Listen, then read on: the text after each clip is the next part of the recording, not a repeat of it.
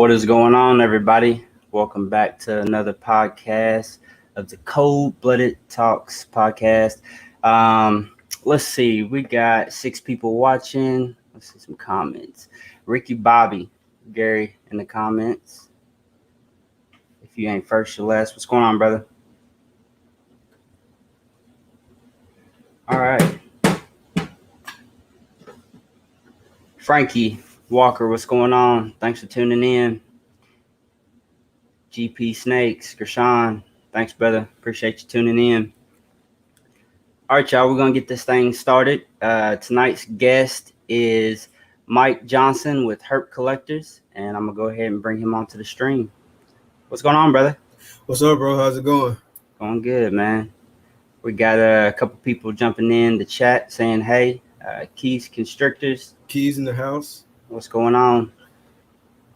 Appreciate you tuning in. All right, man. Well, let's jump into it. We got 7 people watching. Why don't you start out by just telling everybody who you are? So my name is Mike Johnson. I am the owner of Herp Collectors. Been doing this for about a year and a half now. We are based in Gainesville, Florida. This is my first podcast, so you're going to have to bear with me for a few minutes. I'll get my swimming legs here in a minute. Yeah, man. Yeah, so this is episode number 12 for me doing this, and then I did one with GP Gershon, and then I've done one with Samson Snakeatorium. Brian. Okay. Brian Riviera, you know what I'm talking about? Yeah, I've heard of it. Yeah, man, everybody knows him. He's all over the place. I think he does like 3 podcasts a week. I know the Keeper's Corner, What's in Your Cup, and then there's another one that he does. I don't know how he does it because I have a hard time. Yeah, for sure. And then he posts every day. And you know, another grinder is GP, man. Like, Gershon, yeah, bro. Like Gershon grinds so hard. He been on me for a minute about getting my YouTube channel started. Yeah, you don't have a YouTube at all? I got a YouTube channel, but I don't have any videos. We're working on it though. Just to watch what you know. Nothing wrong with that, man. YouTube's a beast of its own. Excuse me. Some people like they have a knack for it, and ideas and videos will fly off the shelf. Me, it seems like every corner I turn around, there's something there that will shut it down for a month or two for me even wanting to do it. From editing there. Most recently, I was talking to Gershon about it, was like the end card, and that's something stupid. Like, you don't need an end card, right? But every time I look at my videos, I critique it so hard. That's the hardest. The thing about it is like not being hard on yourself. Like, just put something out there. And I don't know if you ever watched like how to do YouTube videos or how to start a YouTube channel, videos like that. They'll tell you like, just first thing is just start putting videos out. Like, they're gonna be garbage, whatever. Just put them out. Just get the content out there. I need to take that first step. That's part of my issue too. Is basically being too hard on myself.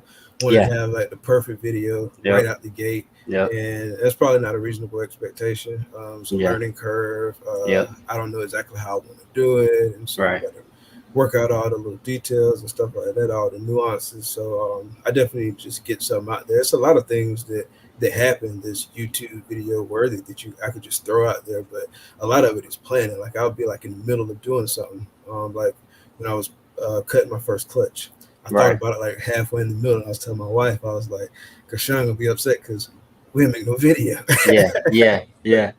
Yeah, man. He'd be on it. I'll be excited about something and message him, and he'd be like, "All right, so when's the video dropping?" And I'm like, "Well, I'm still kind of, I'm editing it a little bit, but it's all good." Yeah, man. So like stuff like that, I can't really talk a lot because I do this all the time and I don't post it. But even if you record it, you can go back and make an intro and an exit a different day, as long as you record the actual, what's happening at a certain angle. Even if the audio is messed up, one thing that I've learned, trick of the trade is like doing voiceovers. You can completely redo everything that you were talking about as you watch the video and do a voiceover.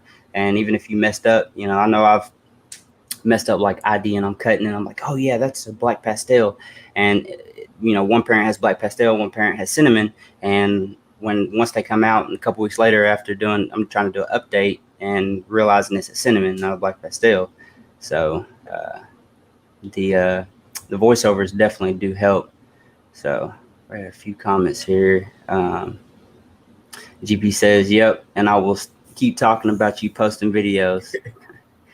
He actually had another comment here, say, "Yeah, I was mad that you didn't film that egg cutting, but you got it for the next one, right?" Oh, definitely on the next one, 100%. I got you. So you got some eggs in the incubator cooking? I don't have anything right now. I'm waiting on one girl. She NGB to lay.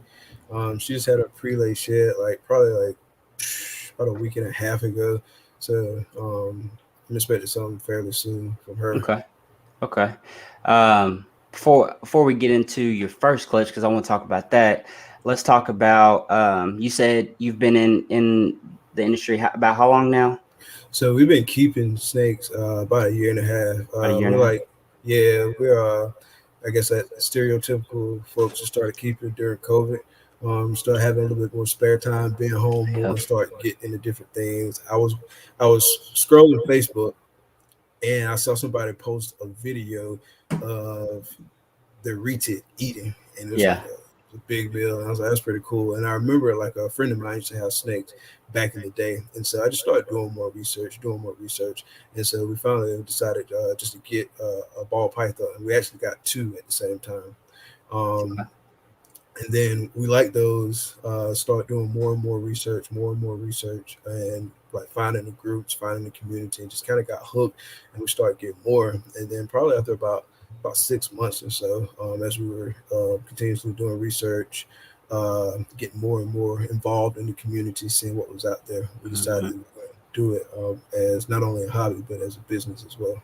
Yeah, man, and that's how a lot of people get hooked, and how it pans out for a lot of people. And it's an amazing hobby, and a great business as well if you do it right. But I've said this before. I think that you definitely have to have a passion for the snakes to be a successful business. I've not experienced enough people that were just in it for the business or just in it for the money being successful enough to say that is absolutely how it goes. But from what I've seen and the people that I have seen get in and get out, they were in it for the wrong reasons. They didn't have a passion, for the animals. Because there's a lot of downtimes that come with, what we do.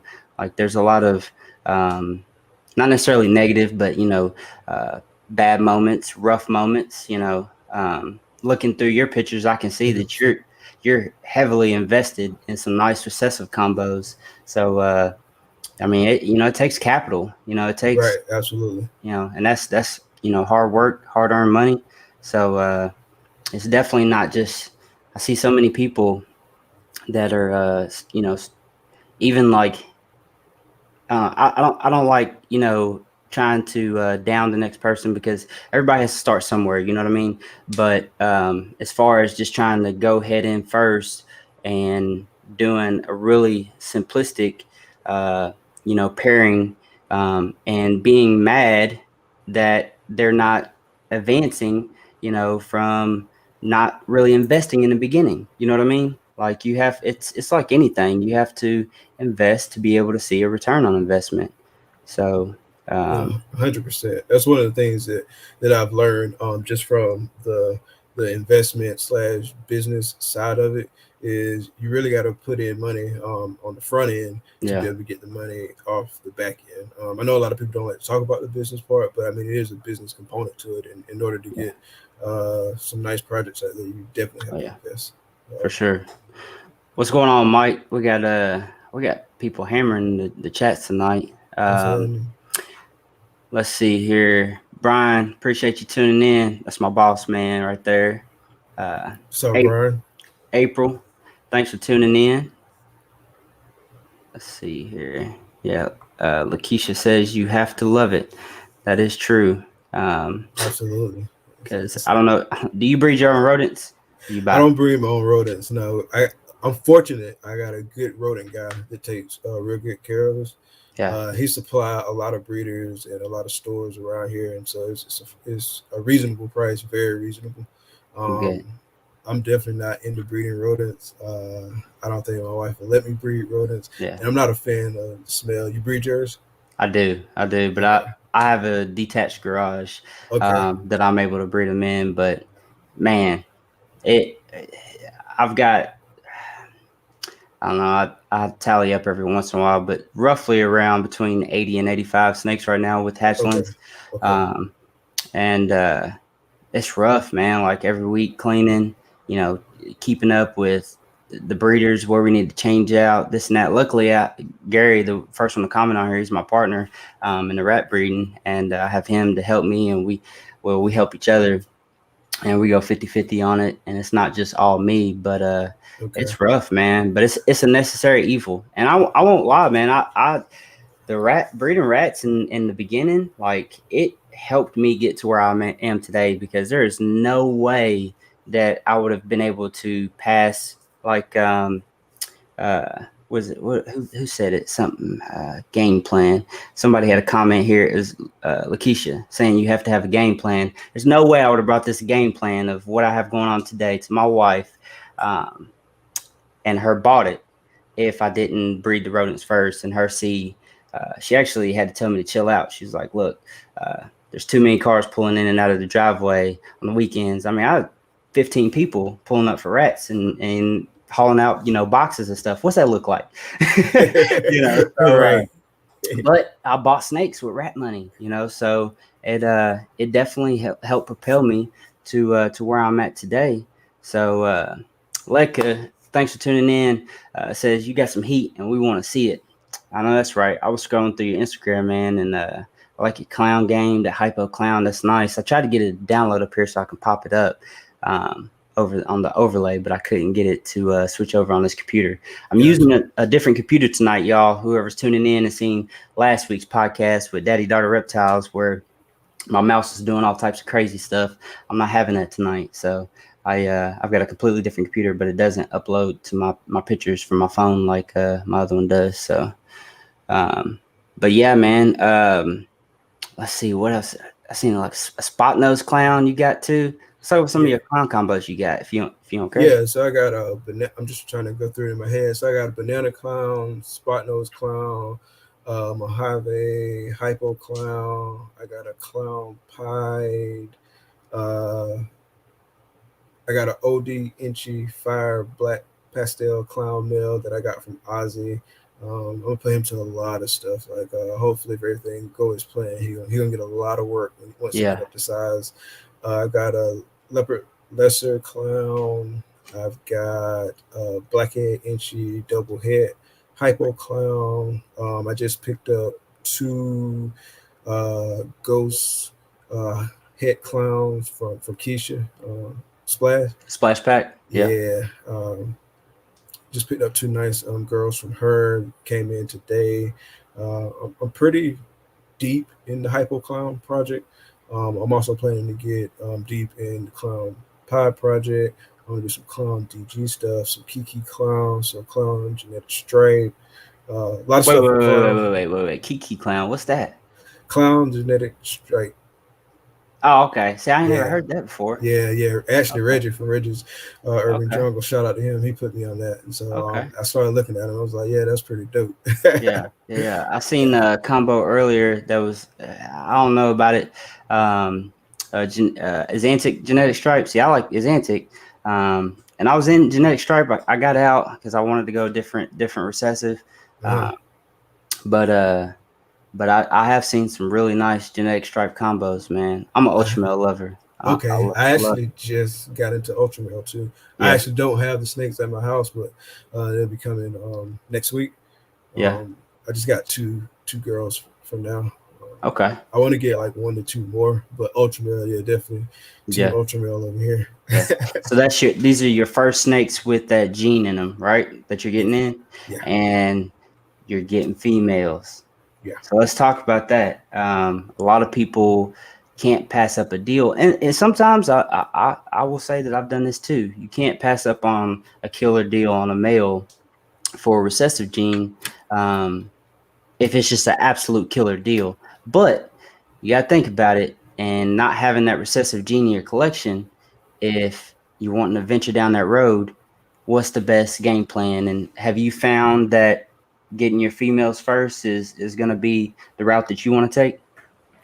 So the reason I went with females first with ultra male, so obviously females first just with breeders in general. And the reason I went with females first with ultra male is because I'm not quite sure which way I want to take the project. I know I like ultra male, but I'm not 100% sure which way I want to take the project. So the plan is to basically get like I said, 2 to 4 females, have them growing up in my racks, and then in like another couple of years or so, get like a powerhouse male as I kind of decide more which direction I want to go with the project. And so that's kind of the way that I'm trying to do it. I've been listening to Billy from Mutation Creation a lot. I've been listening to Reggie a lot, and it's kind of the way that they push me doing it. Because I know at first, especially before I talked to Reggie, like I met with him like a couple times just to kind of like talking through my collection and stuff like that, and we just basically went through it, and he was like, "Oh yeah, you got this. You can go here. You can go here," and just kind of really got my head spinning, and it just really kind of helped me start thinking about my collection in a different way. Yeah, man.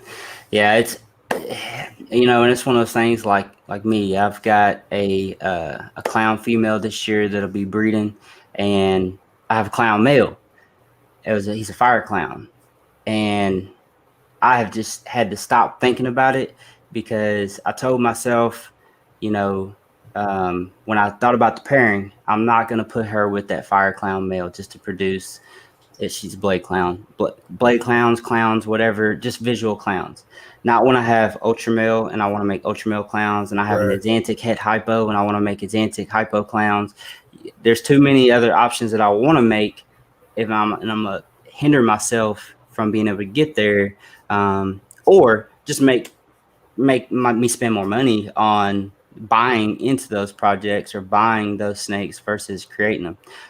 So just like you, man, watching Reggie, him, what was that one he just hit? Was it a DG hypo clown, or is it DG clown het hypo? I think it's the latter. I think it's DG clown het hypo, but don't quote me.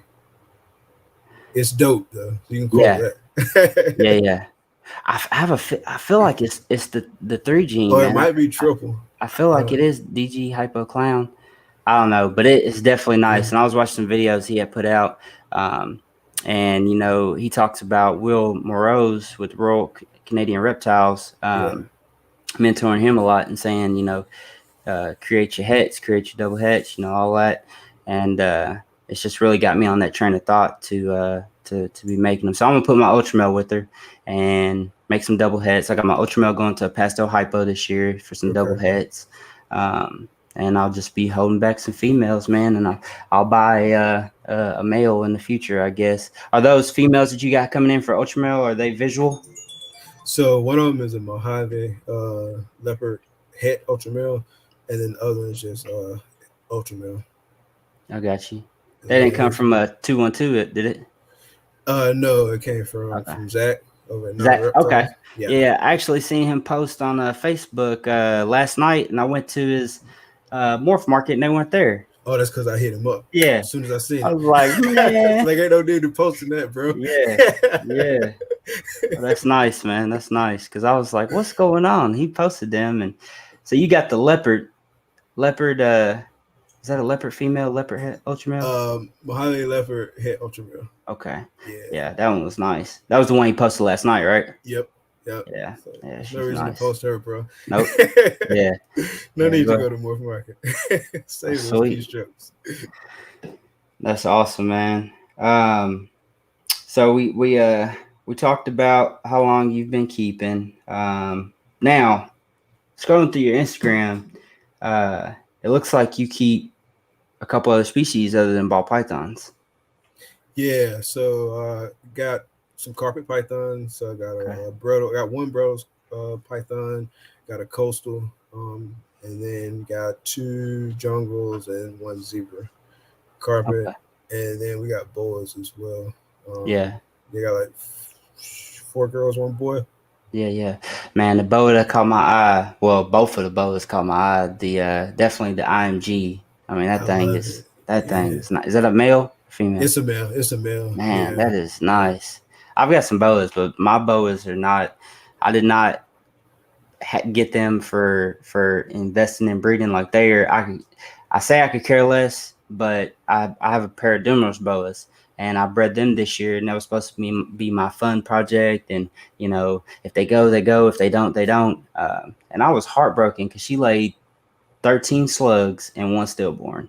Oh man. Now I guess I was fixated on having a baby from her to keep myself so much, and I tell myself not to do this in anything that I do in this hobby and business to get to see my finish line before I'm actually there. You know what I mean? Like run that marathon, and don't picture yourself there at the end, because you don't want to disappoint yourself too early, because anything can happen. You know what I mean? Like we see stuff happens to people all the time. Like Right. anything can happen. So but I was heartbroken, man. So I plan on breeding one of my boas this year. She's a hypo, really nice red hypo female. But man, that IMG is nice, and then the other one, what it's like orange, man. It's like Oh super yeah. glowing orange. What is Yeah. that? I figure that's what you was talking about. So she Yeah, is a jungle motley. Junglo Motley. Yeah. So jungle, hypo, call albino, and motley. Nice, Yeah, nice. so 3 of my 5 boas come from Ray's constrictors. John Okay. Ray's, you probably saw him like Yeah, around John. yeah, Yeah, so he has yeah. some real nice stuff. And Edward Whitfield is another person that has some nice stuff too. Who's that? Edward Whitfield, Oh he yeah, in Bama. yeah, Yeah, they got yeah. some Oh fire. my God, man. I got lost in his Facebook page one time. I was scrolling on his pictures. I must have been scrolling for about an hour. And I don't know how many years back I was going, but I was like, man, this dude's got some fire. Yes. And the boas, like, I just, I had to stop. Like, I was like, there's no, I can't do it. I cannot do it, because I'll have just freaking enclosures everywhere, and Hmm. I just can't do it. I've got all my ball pythons and racks, but I've got a berm, a retic, and the 2 BCIs and my Dumeros boas, and they're all in enclosures, because they do well in enclosures. They don't miss meals. But and I like looking at them and stuff, whenever they're moving around when they do. But I just couldn't imagine filling this room up with enclosures, man. Them things are so high. Jeez, racks are Yeah, expensive too. yeah, they are. Um, Yeah, I'm trying to pace myself on the boards too, just for space considerations, Yeah, and also I don't want to take it on too much. Like I'm really focused on ball pythons right now, yeah, boas and carpets. I'll get more into those hopefully, like later on down the road. yeah, Pretty much just learning about keeping those and just enjoying those. for I sure. really like the carpet pythons. Some of them take some patience, like Yeah, some of the Hashins or the younger ones. But I yep, mean, it is what it is. I heard y'all talking the other day about getting bit by snakes, and there's a couple of people said they never got bitten. But yeah, I never been bitten by a ball python, but carpet pythons, man. Like I got one. His name Juvie. We yeah, call him Juvie. His name Juvenile. We call him Juvie. He's yeah, ignorant. Like he just yeah, bites you for no reason. Just yeah. cat, No, cat, cat. no No warning sign or warning. nothing. Just cat. Man, Yeah.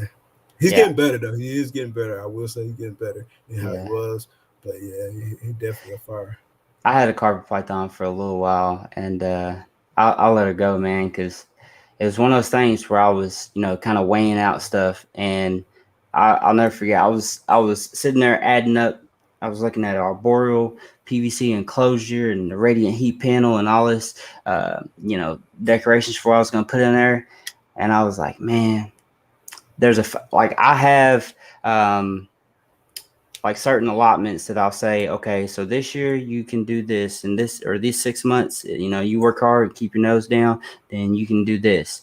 Um, and that was just like a spur of the moment thing, and I had to let it go, because I seen myself like spending some unnecessary money, and that's where it's hard to keep yourself focused on maintaining a business, and securing your investment, that it is gonna be working for yourself, and then just throwing it away for. Now don't get me wrong, we do this because again, we, enjoy working with the animals. We enjoy being able to see what we're opening up the drawer.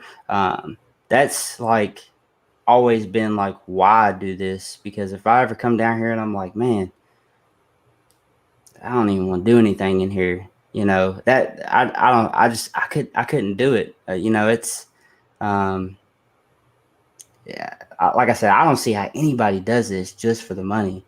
I know people love money and stuff, but I don't see how people do it at all. No, 100%. Let's see here. GPS. How many animals you have now?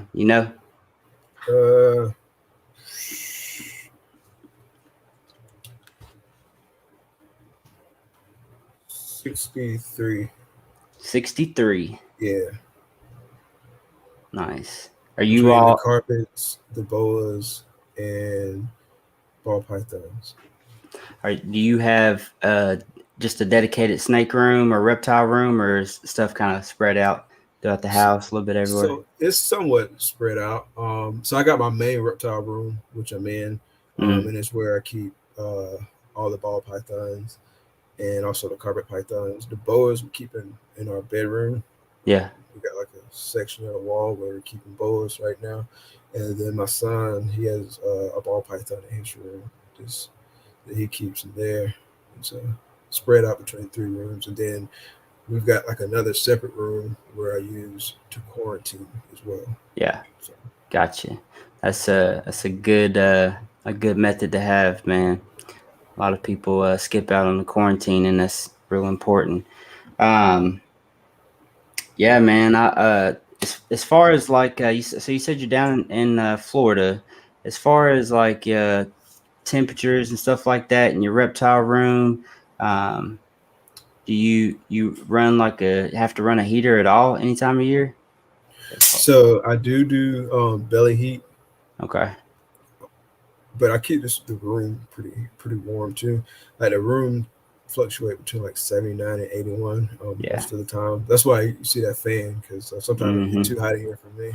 Oh yeah. And then so I just kind of monitor it that way. Like I don't have I got Accurites in like some of the tubs, but not in Mm-hmm. every single one because I figure if it's tub right by each other, the ambient heat should be fairly similar. But I do like to Yeah. kind of monitor and have a good idea. And then I got like Accurites in the room too, just so I'm Mm-hmm. keeping up with it. Humidity here, as you probably know, is pretty high, so it's Yeah. easy to control humidity. If anything, keeping the humidity down sometimes Down. because I use Chip, and so if I had to learn that quick, like a little bit of water goes a long Yep. way because I don't want that rubber chip too damp, or else it's Yep. gonna be hard to control the humidity. Yeah, man. You can always add it. Can't take it away. Yeah. I guess you can take out cocoa and put more in dry cocoa, but that's what I do is I break mine down dry. See, I use cocoa blocks from Freedom Breeder, Okay. and it breaks down. See, I don't know if you could do this with Repti Chip. I've never tried it. I'd always, completely saturated Repti Chip, but with cocoa blocks, I actually break it. I smash it with my foot, and it'll break down dry. And then I've got a homemade sifter. I'll sift out most of the dust and stuff, Mm-hmm. and then I put it in my tub. And I've got a hose. I happen to have a like a shop sink in here, and I've got a hose on a retractable hose from the ceiling. I'll roll it over and I'll spray down the tub. And I'll do that every Nice. couple of days or whatever. I'm trying to work on controlling my room humidity though, man, because I hate when I miss one. Whether it's an albino that I didn't catch it right when it was gray or blue in the eyes. Like my retic, man, he's a amelanistic, however you say it. That's another one. I got a couple pets: Tegu, the retic, and the burn. Um, Nice. and I don't have any plans of ever breeding them. But I never can catch his shed, man. I don't know what it is. Like I never can catch his shed. He blows out, but I just got to start soaking him. Um, but yeah, man, I just started breaking it down dry, and it seems to work out good for me doing it that way. Have you tried Chip? Because Yeah, I yeah. want to try I cocoa started blocks. on Repti Chip. Okay. The reason I like Cocoa Blocks is the chunks are bigger. Like now for the babies, I like paper towel or smaller, Repti Chip. I don't buy just Repti Chip just for them. I try to sift out the smaller chunks and then use it for them. But the chunks of cocoa block is significantly bigger, and the dust, man, it don't even compare. Like their dust is so little, it's ridiculous. Now I still get dust, and I sift it out with my little. I got just some homemade totes on top of each other with holes drilled in it, and sift it back and forth. Mm-hmm. So, but yeah, I definitely recommend cocoa blocks. Anyone looking to try out something different. Yeah, I was looking into trying it for that very reason. Like you said, the pieces are bigger.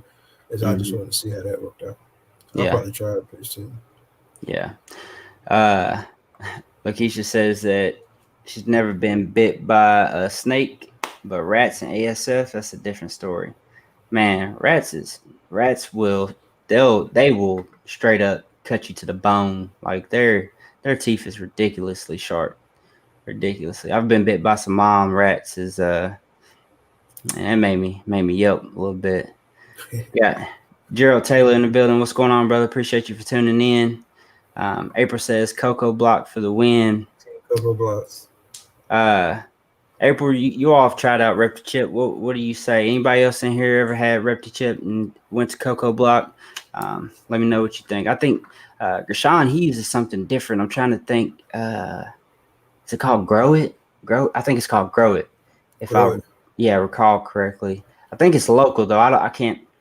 If you're still watching, Gershon, let us know what you use. But I remember talking about it. It looks good. Like it looks good.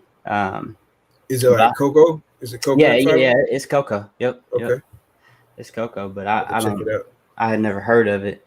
We had talked about it on his podcast when I did one with him. He said it's called Grow It.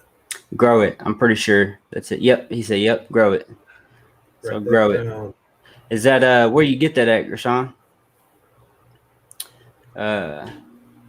But so you can, and I know, like, once you get up, man, I can't even say the number, but like, I mean, how more than like 10 snakes, and it taking 2 blocks or so to do a full change out. You have to figure out ways to kind of order the cocoa in bulk or quantity, or get the best deal possible on it. And I was ordering it from Amazon or actual ReptiChip, and then I started going in with other people to buy a full pallet of the cocoa blocks. He says use more for plants, but it works for the snakes just fine. So I guess, is that just local for you, or is he able to order it? All right, so I'm about to look that up and see. Yeah, check it out, man. I've been thinking about, at one point I was thinking about on Amazon, he said. Okay, yeah. I've been thinking about or not been thinking about it, but I did at one point was thinking about switching to cypress mulch, but every time I think about it, man, it just the long pieces of cypress mulch, like I just imagine a snake, biting a rat and getting a piece lodged up, and it just can't close its mouth because it sticks. Like this. Yeah. I had a dog. My dog got a stick lodged in between her mouth, her teeth one time, and it's kind of embedded in my head. But I got a buddy who uses cypress mulch, and he swears, he keeps like a pallet of that stuff at all times.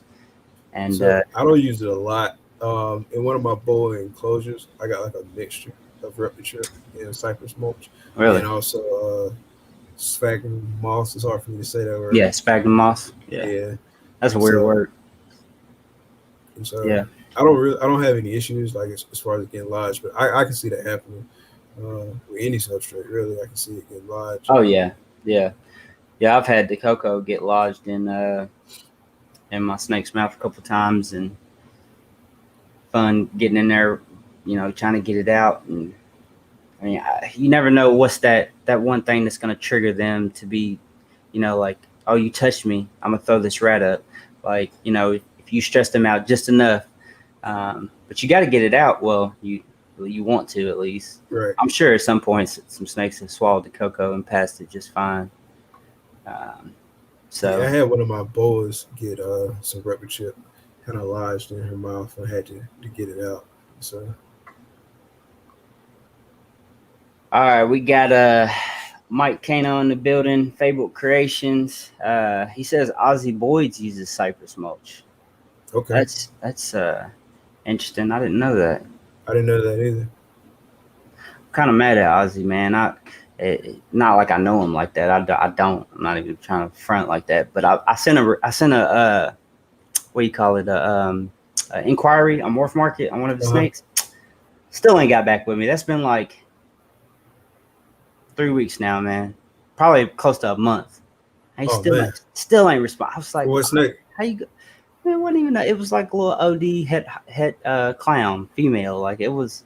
I mean, don't get me wrong. Somebody could have probably already sent him money for it, and he just not marked it off. So, but you know, gotcha. He could have wrote little me. You know, it was so. I just wanted to have a conversation with him. Yeah, I've only reached out to him once, and it was about that one clown mail that I got from him. Which one was that? Oh, the ODYB. Yeah, OD Inchi Black Pastel Fire Clown. Yeah. Okay. Yeah, he was pretty quick to get back. I seen one on there. I'm gonna just pull it up here. I know. He got some fire on there. I'm always on his page. Man. So I'm always. I look at his a lot. I look at Canova. Got it right. Yeah. He's got some stuff that just it just made me look around and think about some stuff that I just don't even like. Man, do I even need that snowblower? You know, how much can I get? You know, but yeah, I'm the same way. I start thinking about like, how can I work up some money real quick too? Man, I'm telling you, like, I can't wait for the day, but I know it's gonna be a stressful day when I, buy from somebody like Ozzy Boyd's and I'm spending $3,000 or $4,000 or $5,000, and I'm like, man, look, can we have this? Like, can I just come pick it up? Like I don't know, man. I know some people is like, they spend 6,000, 7,000, 8,000. Hey, I did that. That was over the weekend. I did that at Tinley, whatever. But I'm not. That's not me yet. What is this snake? I don't know. Hold on, it's going. It's hard to see. Oh, that's my OD Inchi Lemon Bass Pied male. He just locked with my Mojave Hypo female. I posted a lot, like maybe yesterday, day before, something like that. I can't remember. But yeah, he'll get a lot of action too. Yeah. When I first seen it, I ain't gonna lie. When I first seen it, I was like, man, boy, is that a sunset pied? Hold on, let me look again. But then I was looking at it. I was like, Lord, he done. That's a house, almost a little small house. All right, we got Robert in the building. Bishop's Ball Pythons, what's going on? Appreciate you for tuning in. While we got him in the building, I don't know if you've seen this already or what you use, but as far as your egg boxes go, do you use like a light diffuser? You put them straight into the substrate, or do you use easy hatch trays? Anything like that? Easy hatch trays. Okay. Yeah, so I use vermiculite and easy hatch trays and boxes. Hey, man, I'm about to tell you something, and you gotta check them out. Dragon hatch trays. I heard of those. Bro. Yeah, give me the 411 on that. All right, so since you've used the easy hatch trays, then you already know how they're laid out. I'm not sponsored, but I believe in them. When I believe in something, I'll show it off. And anybody else who hasn't checked them out, so Keys Constrictor says egg crate and now easy hatch trays. You're gonna want to do these too. So you see how they're slanted, man. Now I watched a video the other day where it was Miguel Garcia. He was talking about I can do that with the easy hatch trays, or where he turns them, but they're not sitting in the crate, right? They're not sitting in the cradle. That he had them kind of up a little bit to turn them, because the easy hatch trays go straight across, go straight down.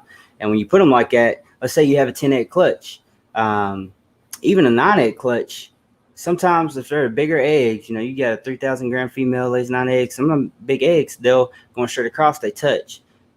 How many when you put your eggs in there? Did you have any that you had to kind of stagger, because if you put them side by side, they would touch, touch each other? I had 6, so I did out because you get 10 in there. So you, space them out. 1, 2, 3. Yeah, okay. But none of them was touching. But yeah, man, this design, like, simple thing of turning it from going straight to slanting it just a little bit was killer.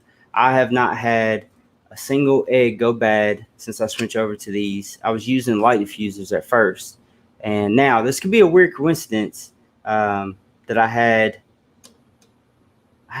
quite a few mold when I was using the light diffusers. I want to say 6 or 7, but there were every now and again where I would push the light diffuser down. I don't know if I just went too deep, but the vermiculite would come up again. But see, man, I see people put eggs right into the vermiculite. Yeah. Like right into it. So I don't know, man. I think Ozzy does that. Yeah. Either he puts it right on the vermiculite or right on the perlite. I can't remember. Yeah, I mean Justin Kabelka, he does it right on the perlite, like straight into it. But I don't know. So are those trays the same size as the Easy Hatch trays? Yep. So do you use the Sterilite 6 quart for your egg boxes? Yeah. Okay. So that's what this is right here. It's the Sterilite 6 quart, and they fit in just like the Easy Hatch trays.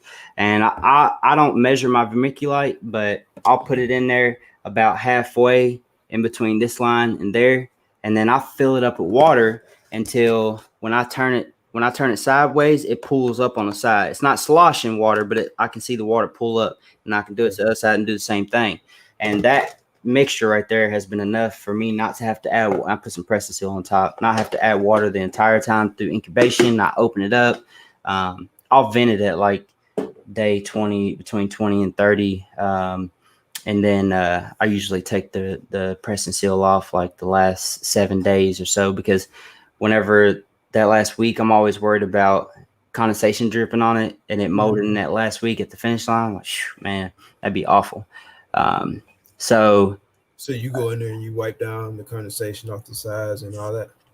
No, I don't. The eggs don't touch the sides because the way that's designed, like the eggs do not touch. I don't, my eggs don't touch the sides at all. And I don't have to worry about the condensation on the side. But what I'm talking about is when I have the Pressing Seal, and that last 7 days or so, and you can have a pip. A lot of times when you have condensation on the side of your boxes, you can't really see all the way in there.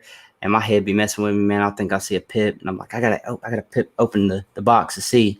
And when I do, I've noticed that if you don't have that Pressing Seal off, that's when it really starts to beat up, and you'll have water droplets drop on the eggs, and you don't want to have that. So, and then I always have to take them out and dry them off and everything like that. I'm super meticulous about my stuff, man. Like if I ever had that happen, like I got to pick the egg up, wipe around the whole egg. I don't want no water on the bottom or nothing. Like right. I'm so extra with my stuff. But anyway, that's what I was listening to Mutation Creation, and he was talking about.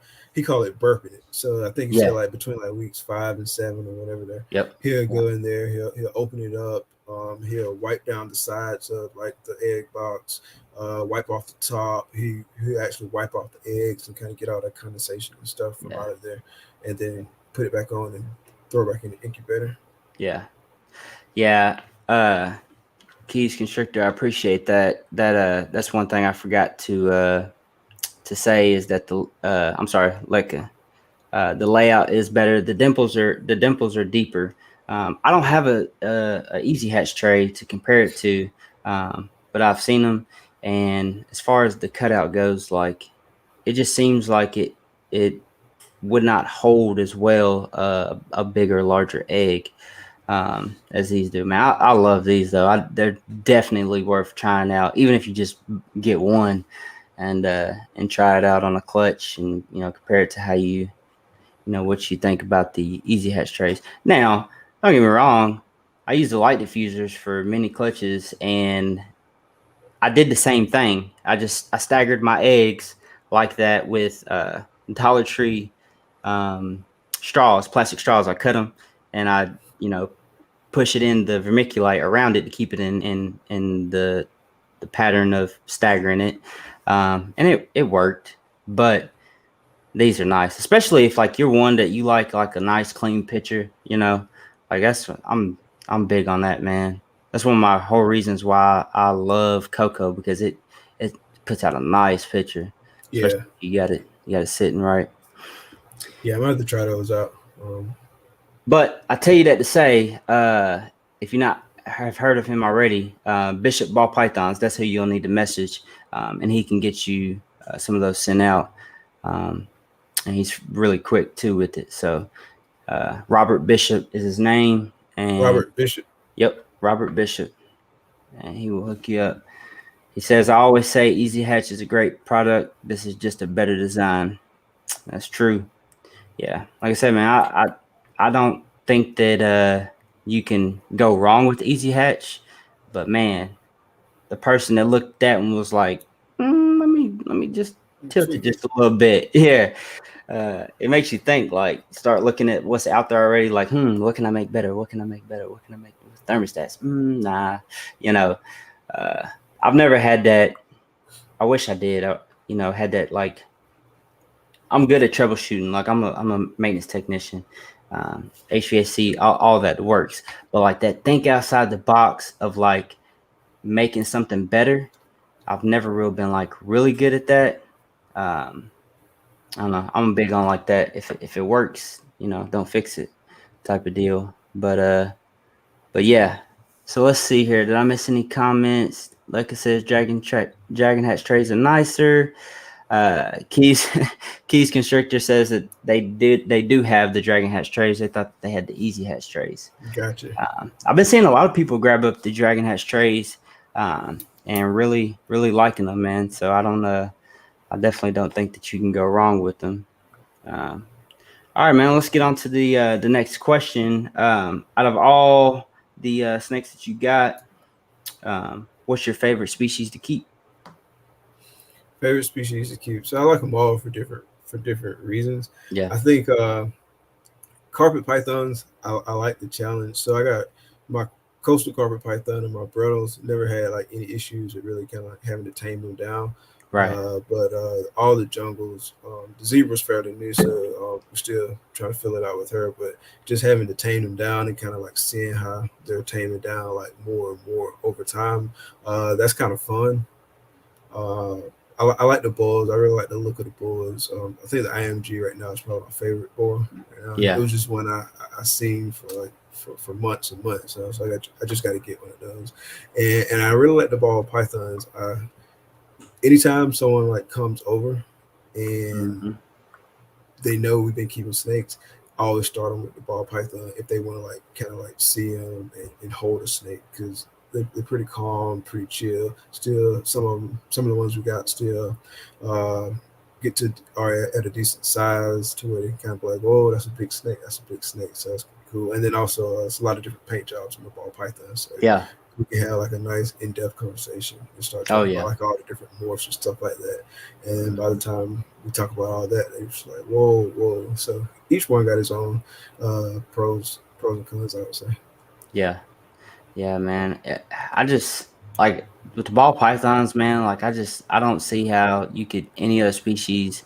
Well, I won't say any other species, but the species that I've dealt with and have compare with the possibilities of combinations and what they can look like. And I mean, I've seen some stuff, and I don't know if these people, a lot of them are Facebook friends, that they friended me, back when I started getting dozens of friend requests every day when I first got into the ball python game.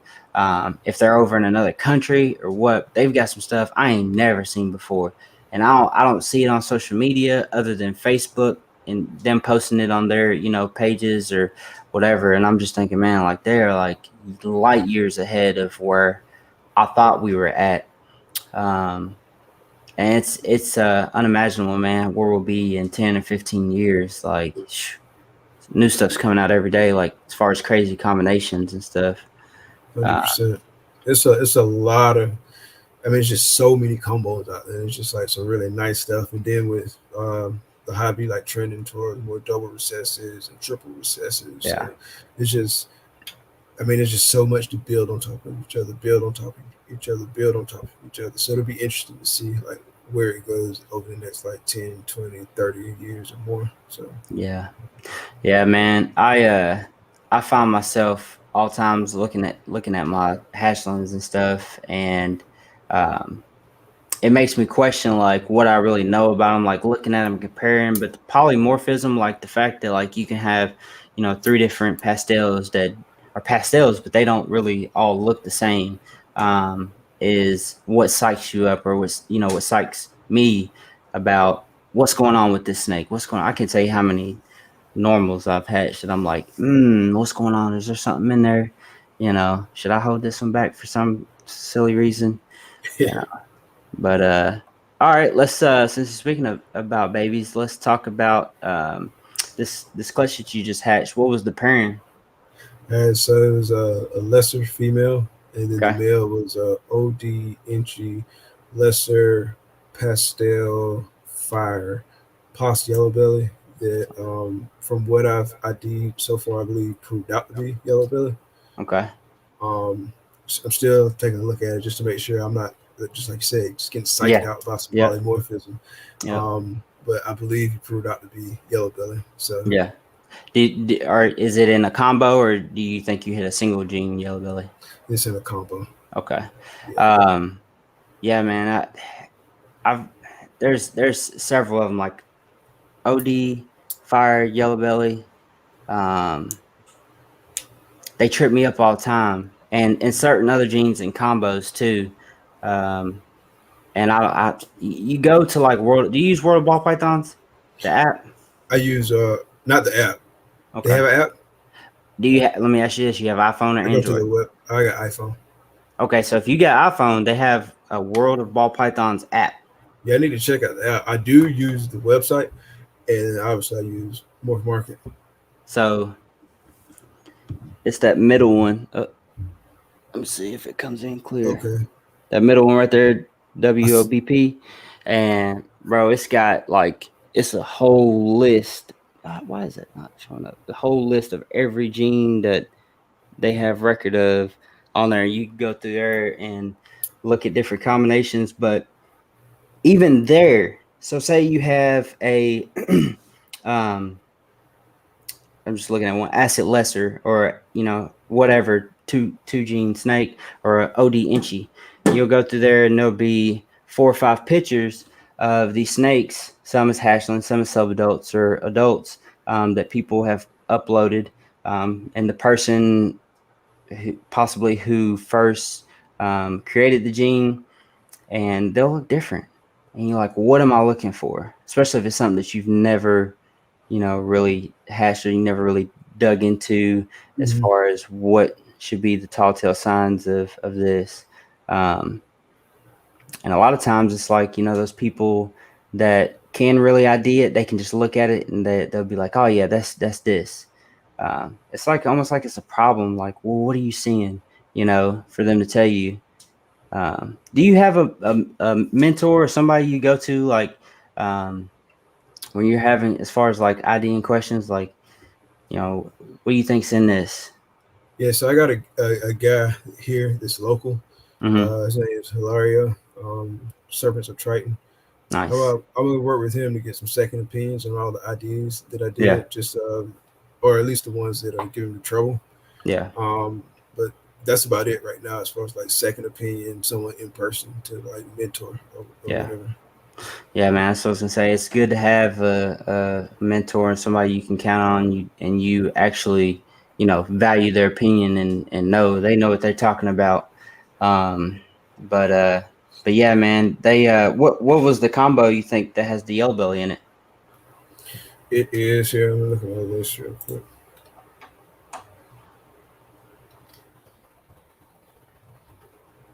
You working with It, calico at all? I'm sorry. Go ahead. Go ahead. it's OD Inchy Lesser Yellow Belly, I believe. OD entry lesser yellow belly. Yeah, Okay. Okay. I believe. I So got a don't quote me. I got a I Not got sure. a semi visual of what I think it'll look like. Any checkering on the belly, Mm-mm. like on the sides? So yeah, sometimes it's like I'll look for that first, but then just because I don't see that, I don't count it out. It can still be there. It's like a lot of the ones that I saw, like when I was looking at like a lot of the possible combinations, whenever Yellow Belly was thrown in there, it kind of jumbled up the pattern a little bit more. And so that's Hmm. kind of what's making me think that Yellow Belly might potentially be in there, or it could be just my inexperience showing. Yeah, yeah, man. It's just there's this. I think it just takes time, man, and a lot of these genes will start popping out at you, and then there's some of them that even the best of the best still kind of scratch their head, like, I don't really know. Um, and I get like you're in a lot of these Facebook groups, and you see people they're posting something, and they'll be like, well, what's the pairing? Um, I like knowing what the pairing is, but like before I ask people what the pairing was, I will. If I'm seeing the baby, like they're showing me the baby, what do you think is in this, or the snake or whatever? I'll try to guess at what is in the snake, so that the pairing doesn't influence that. And then I'd like to know what the pairing was, and see, oh, that's what I'm seeing, or whatever. Which, like I said, I a lot of times I fight with myself back and forth. I got 2 calico female combos, and Mike Kano's on here. I was talking to him about it, and the day I was talking to him, I was confident on what was in those. And now they got calico, possible OD, possible on the tag, and I don't care. They're females. I'm gonna grow them up. I know they're both inchy. I know. So did you produce them? Yeah. Okay, yeah. sweet. Yeah. And I'm gonna repair the dad to mom and see what I hit, because I like the 2 females that I kept. They were really nice. But anyway, it's just one of those things, man. It's the fun part about it, being able to experience like those different combos and trying to get an eye for it and figure out what's what. Yeah, it's a lot to learn, because there's so many genes out there, so many different combinations out there. So it's definitely a lot to learn, but that's part of the fun part. It's like learning, getting that experience, and getting better and better. Because I know, I mean, just like with anything I do, when you first start out, you got a bunch of questions. You're gonna always have questions, but you're like really green at first, and then you look back after you've been doing it for like 2 years, 3 years, 4 years, and even longer than that, and you just remember back how you used to be, like, wow, yeah, I come a long way. So that's what I'm looking forward to, the journey. Yeah, man. I tell people all the time, like, take pictures, document even for yourself, like your journey. Being able to post like a 365-day time span of how even a small portion of your reptile room, snake room looked, where I have one where I just had my 6-slot melamine rack, and then 4 months later I have my first PVC rack. All that stuff, man. It's motivation. It keeps you going forward. It keeps you your head in the game, and on the right path of keeping your spirits up and stuff. Before I forget, I meant to ask you, what's your wife think about all of this? How does she fit into this? Does she help you with it? Does she like it? That's my business part. I couldn't do it without her support, man. Like like cleaning, especially like cleaning the reptile room. That's a big one. Because we do that.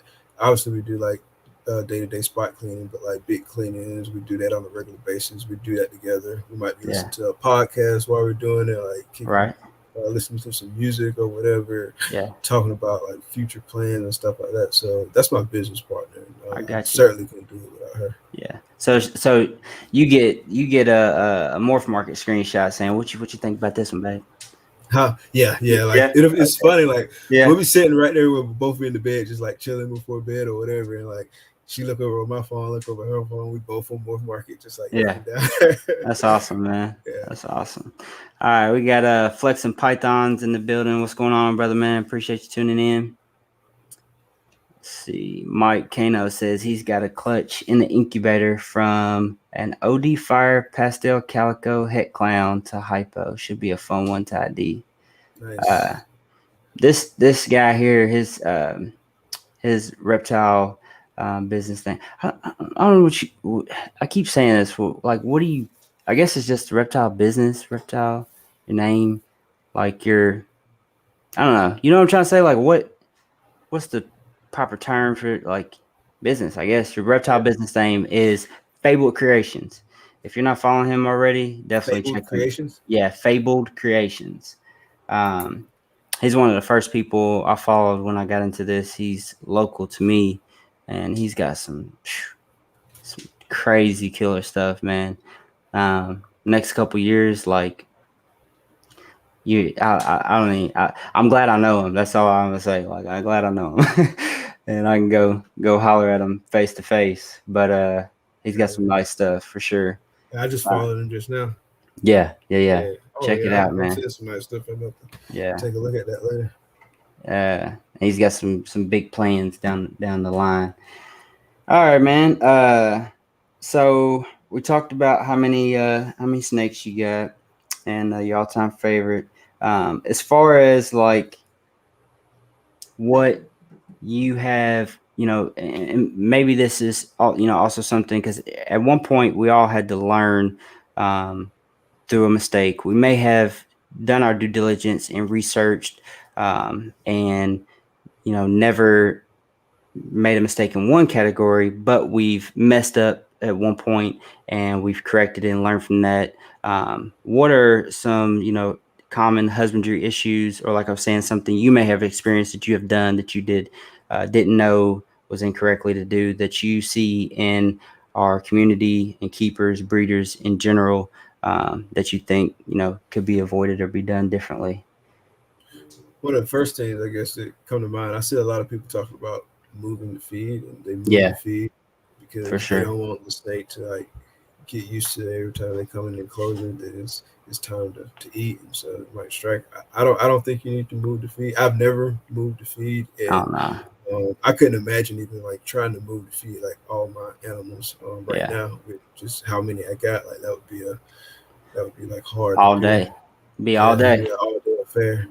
I fed today. I mean, just feeding today took like almost an hour Yep. Yeah. without Yeah. moving the feed. So Yeah. Yeah. yeah, That's about. I don't think I don't think you have to move the feed. But Yeah. that's my opinion. Yeah. That's about what it takes me to feed. Um, do you feed frozen thawed or live? I feed live for most of them. Yeah. I've got a couple finicky eaters that won't eat unless you like pre-kill it. Yeah. So like I do like the cervical dislocation. Yeah. CD. Yeah. Yeah. I've done it a couple times. It definitely, like, I don't know. Maybe I just don't got the technique down, but I think it takes the right touch. That's how I got bit my first time Oh by a really? rat. Actually, yeah. I found out that they're cool with you hold them until they get a taste of freedom, and once they get away from you and you grab them, man, they turn into little demons. That's how I got bit. It got. I was trying to do the thing, I messed up and I dropped it, and it went taking off, and I grabbed it, and it bit me, and I mean it bit me down like deep. I bled something terrible. And knock Um, on wood, I haven't been bitten by a rat yet. I don't want to get bitten by a rat either. yeah, I got one girl like she'll eat every single time unless the rat moves. If the rat moves, she's like, ah, no, I don't know what that is, but I'm going yeah, back over here. I'm not eating. Get it out of here. yeah, man. And ball pythons, they funny, man. Like I'm always watching them, and I see them. They're like, "Oh yeah, I'm about to get you," and then I see that rat about to move the wrong way, and I'm like, do not touch its head," and it touches head, and no, I'm not eating this week. I got a couple that are like that, where I almost want to hold the rat back and let them come to the rat instead of the rat freely running around in the tub. Um, all right, I've so got one. go ahead. Go She ahead. is yet to eat. Like, and I've had her for like 2, 3 months now, but she is Is yet to eat. Like, she's not losing any weight, but she just hadn't eaten since she's been here. it I adult, tried sub-adult? sub-adult. Yeah, I tried mice, rats, ASF, big, small. Took her Yeah. for a ride. Tried vanilla. Tried all kinds live, pre-kill, like just anything. What size tub she in? She is in a 28 quart with 2 hides. Do you have 15s? Yeah, I should probably throw her in there. Man, I had a OD Inchy Fire um, pastel, OD Inchy Fire pastel male, and he's 600 grams. And when I got him, he ate the first time, the first week after I got him, and then he didn't eat for like 3 months. And I just thought it was a phase. Try to put them with a female, moving down smaller sizes. Like you're doing mice, wean, pups, all that. Nothing. I took them, put them in an 11 quart, the VE 6 rack in 11 quart. Still nothing. I'm not even lying to you, bro. I put them in a 6 quart hatchling tub. And he ate in there for 4 weeks, and I just moved him back to 11 quart last week, and he ate just fine. And I'll move him in there for a month, then I'll move him back up to where he originally was and see how that works. But I would definitely try moving her down. I've done the hide thing, and I think it's just like they know it. I don't know. I can't speak for them. I don't know. I don't know what they're thinking, but I tried to hide with him, and it didn't work. But I definitely suggest moving her down another size. And I'm gonna try that and see if that works for us. See if that works. There's another technique that I seen somebody talk or heard somebody talking about on a podcast. I'm trying to think. It's like one of those black tubs. They're the 27-gallon like tough tote. I'm looking at one right here with the yellow top. You get a yellow top, yeah. Taking one of those and putting cocoa in it and using that. But you would think that it's bigger space, it wouldn't do the job. But I think it's something with the darkness or something. I don't know. It's just something I heard. So I just I'm gonna try her out in that smaller tub and see if that works. Yeah. I've had others that maybe they wouldn't eat it first, like when they first got here. But I was always able to get them to eat. But yeah. This is the only one that's been giving me like fits for this long. Yeah. Yeah, man. I have few and far between times of like hard eaters. I used to be like this.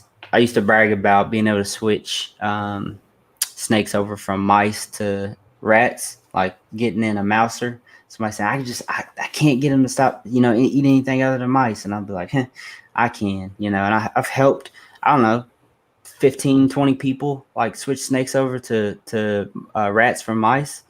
And then I got this pastel jungle woma inchy yellow belly female that's almost 2 years old, and she's 750, 800 grams. She beat me. There ain't no switching her over. She bent me over backwards because I can't do it. Like I've tried. She won. I gave it up. I'm giving her mice.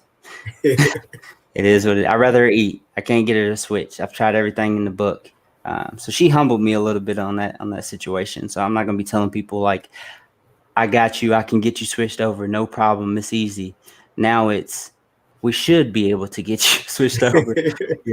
So it's a good reminder of how to be humble. So, so what are some? I heard you talking about researching, which is a great thing. I can't tell you how many 4:00 a.m. Scrolling on old. What do you call them?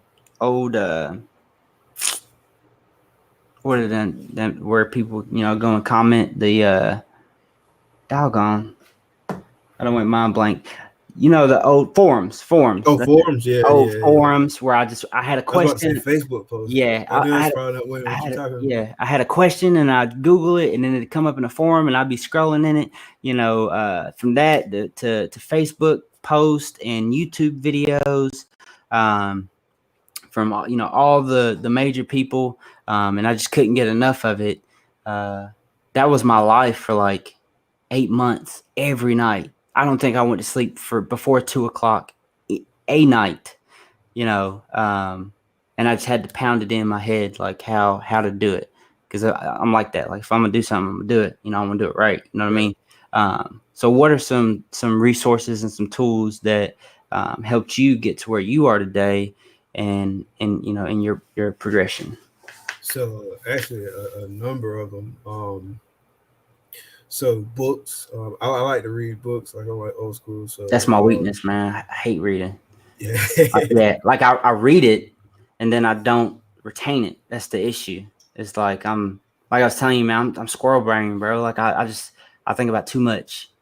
Like it's hard for me to sit down and focus on a book. But I'm sorry, go ahead. Oh no, it's all good. So like I like reading books, whether it's an electronic book or even just like an old school. Like you sit down with a physical copy of a book. When I was learning about genetics and just kind of like how it worked, I read The Ultimate Ball Python that Kevin McCurley wrote. Kevin McCurley. Okay. Yeah. So I was able to get my hands on a copy of that, and I read another one of his books too, just kind of about like general husbandry with ball pythons and kind of just background about ball pythons. It went into breeding a little bit, and it went into genetics a little bit, but the ultimate ball python it was like a big deep dive into genetics and stuff like that. YouTube, watching folks on YouTube, learning from them. Facebook, I mean, just in Facebook groups like Bro, that's a good resource. It's a lot of folks in there that got a lot of knowledge, and so just reading, asking questions in there, talking with people. I mentioned earlier, talking with Reggie, talking with other breeders, talking with other keepers in the hobby. Just a number of different avenues. You know what I'm saying to get knowledge. Talking with people here locally. The guy who I get my rats from, he's not the actual breeder of the rats, but he's like the deliverer.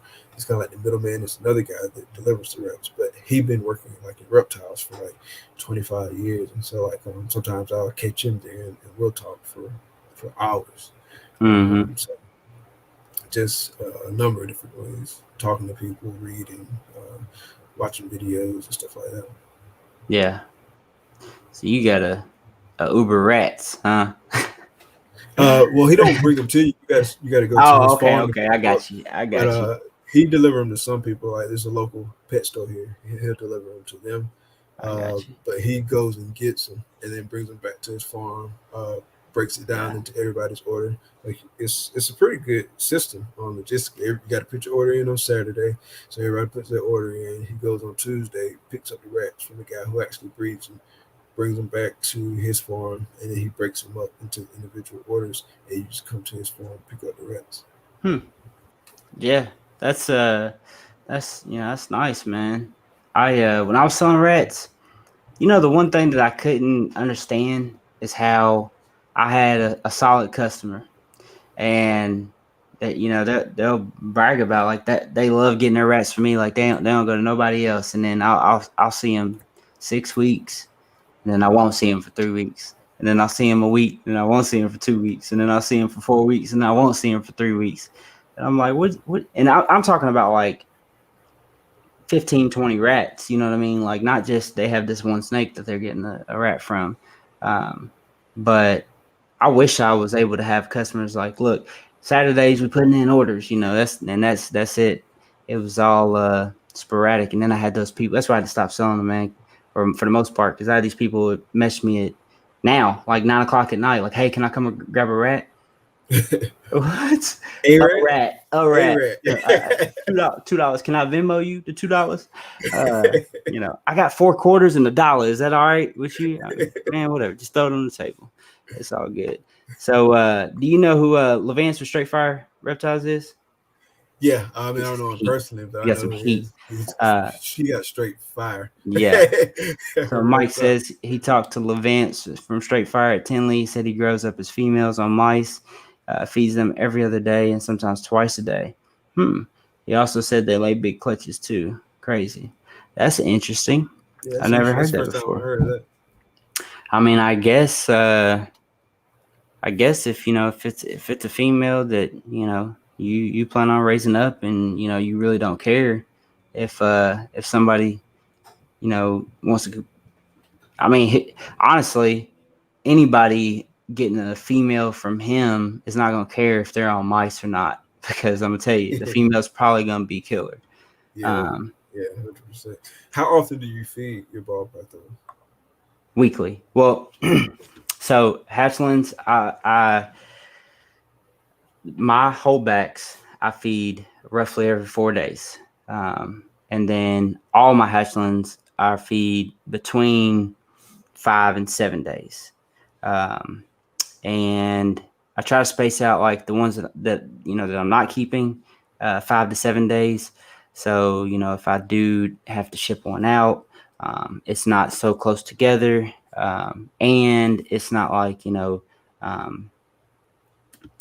just kind of chunky. You know what I mean? Like it does. Most of them don't like look obese or anything. The ones that when I feed my hatchlings, every 4 days or whatever, but they'll build up a little poop or whatever. And I just don't, I don't want a customer saying, well, what's it's got a poop coming out or something, something like that. So that's why I feed the ones I'm not keeping or holding back every 5 to 7 days, and then all my adults I feed every 7 days. So it typically works out to where it's every 7 days.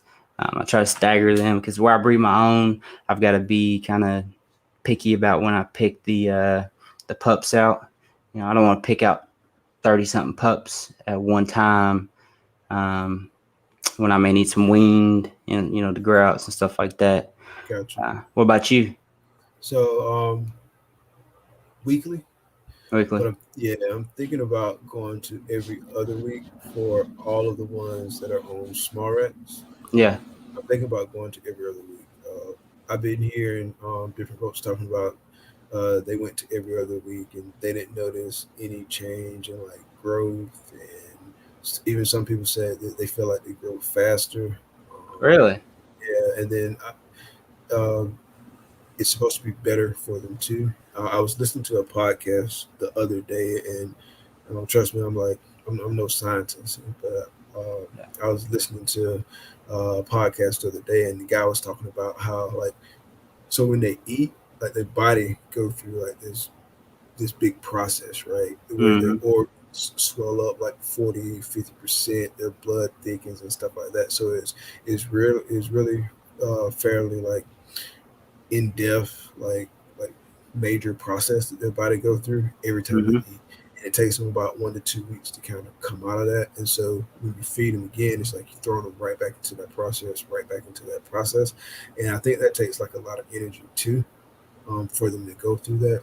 And so I think he was just basically making the argument that for like longevity sake and like the health of the animal, to like you can start backing it down like once they get to a certain size. So I'm thinking about doing that. I want to look into it some more because I always like to try to get like multiple opinions or look at multiple sources. But I'm thinking about going to every other week for all of my animals that's on small rats and above. And I feed all of my female ball pythons over a certain size, small rats. I went to mediums for a while, but then I just backed everybody down and put everybody back on small rats. My males usually be on like weens or smalls. But I'm thinking to go every other week and see how that works out.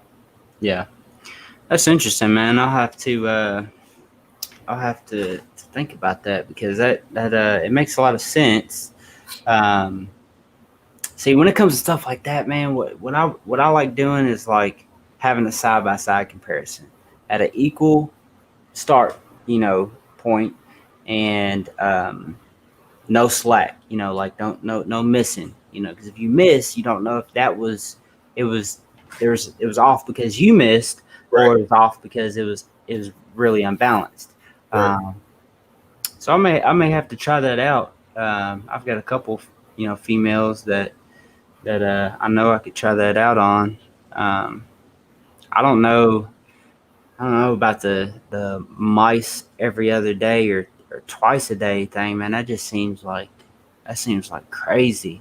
I couldn't keep up with that.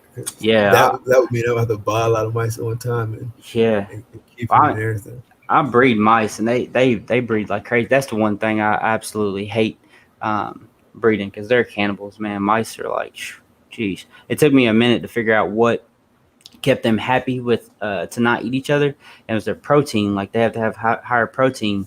And I have a rat feed that I feed, but I couldn't feed that to them. I had to feed them dog food because it's higher protein.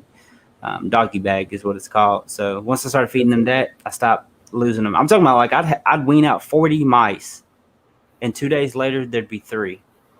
It was ridiculous. That's crazy. So, Cuddle Time Critters, what's going on? Thanks for tuning in. I was about to say something about feeding. I actually read a blog post, I guess it was, that Mike Wilbanks had a study done on a few ball pythons, and it was called Growing Bigger Faster. And Gerald Taylor actually sent me this post or this blog, and I read through it, and it was basically talking about feeding the snake through its entire life, the same size. It's like a pup every other day or every day, and it grew without any health issues. Um, I'll send it to you. Check it out. Since we're talking about some articles and stuff to read and stuff like that, and I'll message you about that podcast about what you were talking about with the switching it, going back to every 2 weeks, because I'm interested in that, especially if it's as far as not noticing that difference, man, because I could be feeding 1 week and selling some the next week.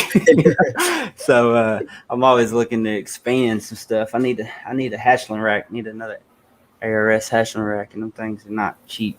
So, how many ARS racks you got? Just one. Just the one right there. Yeah, man. Is that a 5040 or 5540? It's a 5540 with the bottom 2 levels and the 70 series tubs. Okay. Yeah, because I got a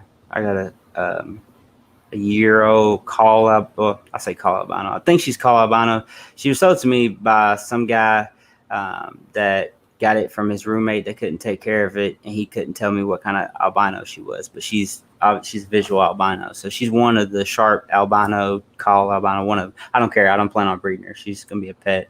And then my male Dumeral's boa, he's in one of them too. Gotcha. And then I've got like 2 females that are like a little bit over 3,000 grams that I keep in them.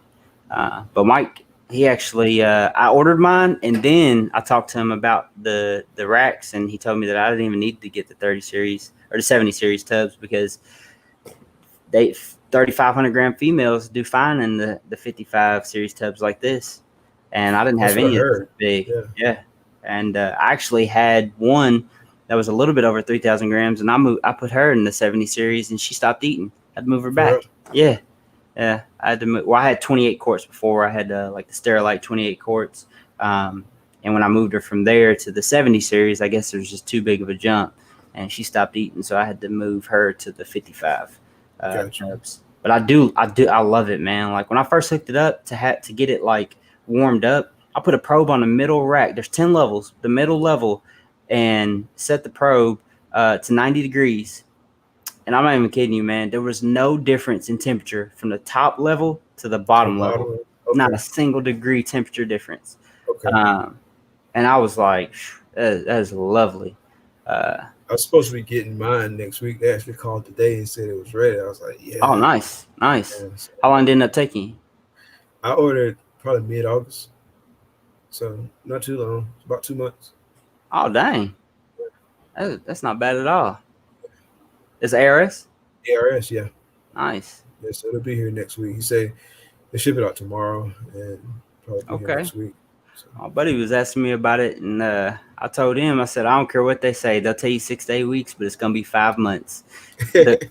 I'm serious, man. Like it's everybody I know that has ordered them. They'll say 6 to 8 weeks, and then next thing you know, 5 months later, they'll get it. Yeah, I wasn't expecting to get a call so soon. Like I had just kind of made it a point to just kind of put it out my mind, and I didn't think about it. Yep. Kind of like when you have a clutch in the incubator, just don't think about it. Don't think about it. Did you get the 55 series? Yeah. Nice. Yeah. You'll love it, man. You'll love it. What kind of thermostats you use? I got Herp stats and I got VEs. I'll probably throw a Herp stat on it though. Yeah. I love the Herp stat.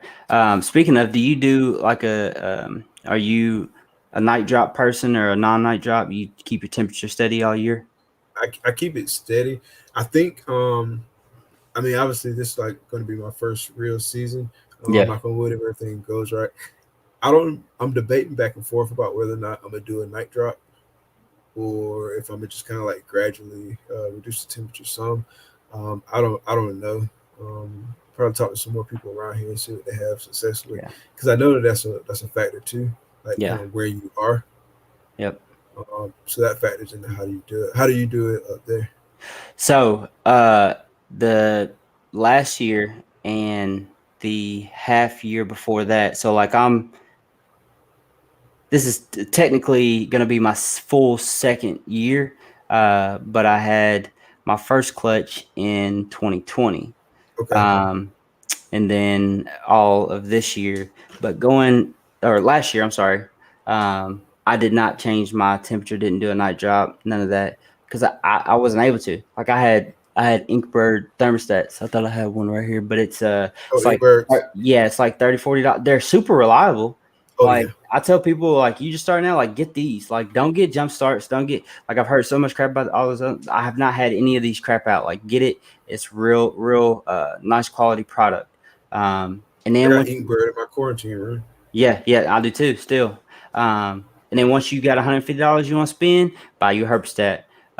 Don't do anything other than a proportional thermostat on your incubator, in my opinion. But those little thermostats, they do great to get you through, to having your first clutch, to be able to, buy a better thermostat. So I wasn't able to do a night drop, but this year I've got the Herp 6 on this rack. And actually the boa that I'm breeding, I'm going to cycle her too. So I've got all the night drops. They've already dropped 2 degrees at night, from an 89-degree hot spot to 87, from 8 p.m. to 8 a.m.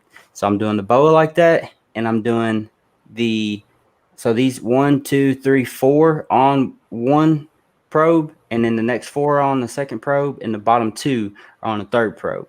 So the top 4 I'm doing a night drop on. The middle 4 I'm not doing a night drop on. And I'm gonna see which females, how that affects them. You know what I mean? So that's that side by side comparison I was telling you about. I like to see if I don't really know what I'm looking for as far as if they all decide to go at one time. I tried to make it to where like there was no females that I knew was already building follicles. And then the ones that were building follicles, I moved, out of that zone. So it'll be an experiment. Gotcha. I mean, I listen to the snakes. I breed all year long. I don't really try to force them to, to go into that breed mode until I've done this. My Super Mojave female that is like a couple days away from her prelay shed.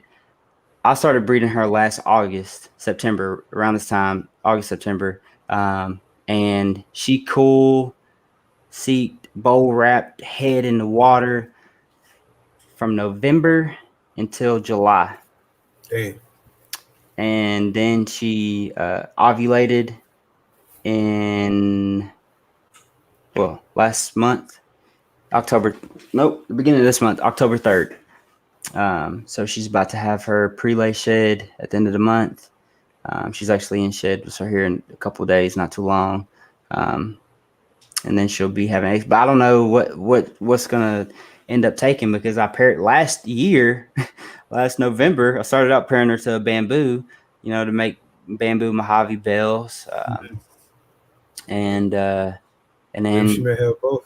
She may have What's the other pair? Cypress cinnamon male. Nice. I love the Cypress Mojaves, and I've started putting her with him the last 2 or 3 months, when I know I wasn't even pairing her, and I was putting her back one day after spot cleaning, and I just did a fun palpate just to, make sure I still had it, because I got this ultrasound, and I think it's nice, but like I just wanted to feel it, see if I still had it, and I said, do.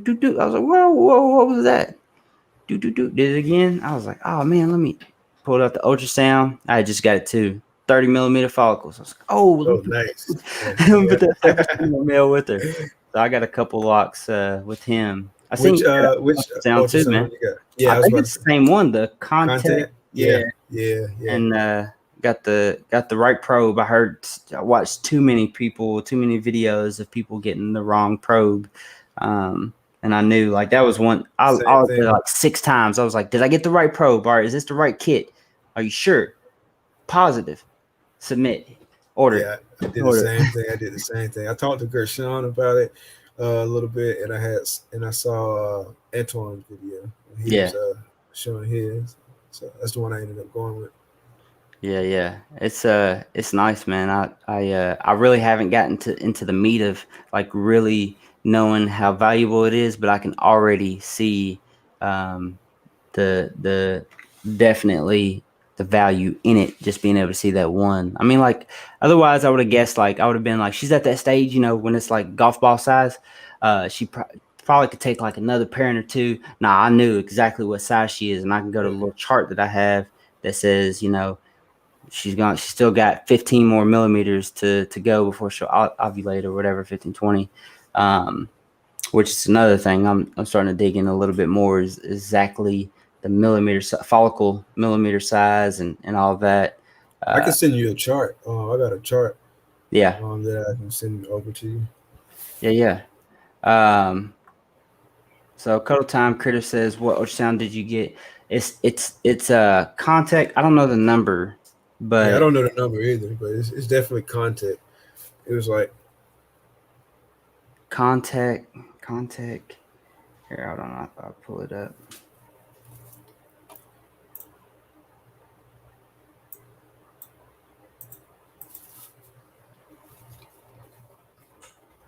So it's the Contact CMS 600P2 veterinary with the linear probe.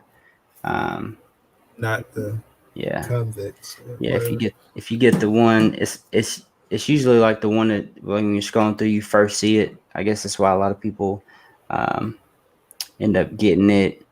But it's like $1,200, so it is an investment. But at the same time, you know, If it makes you more, especially like this is how it's been explained to me.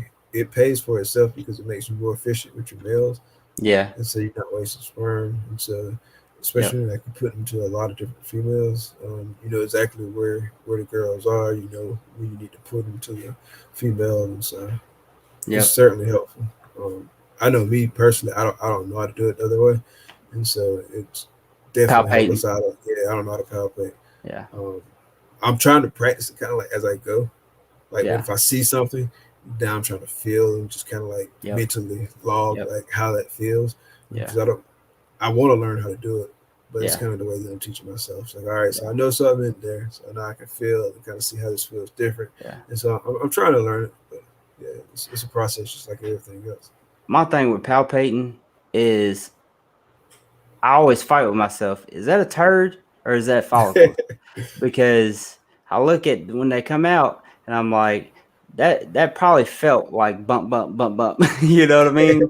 Uh, but uh, but yeah, man, there's some of them that's like undeniable. When you feel it, you're like, oh, that's a string of pearls right there. That's follicles, like do do do do.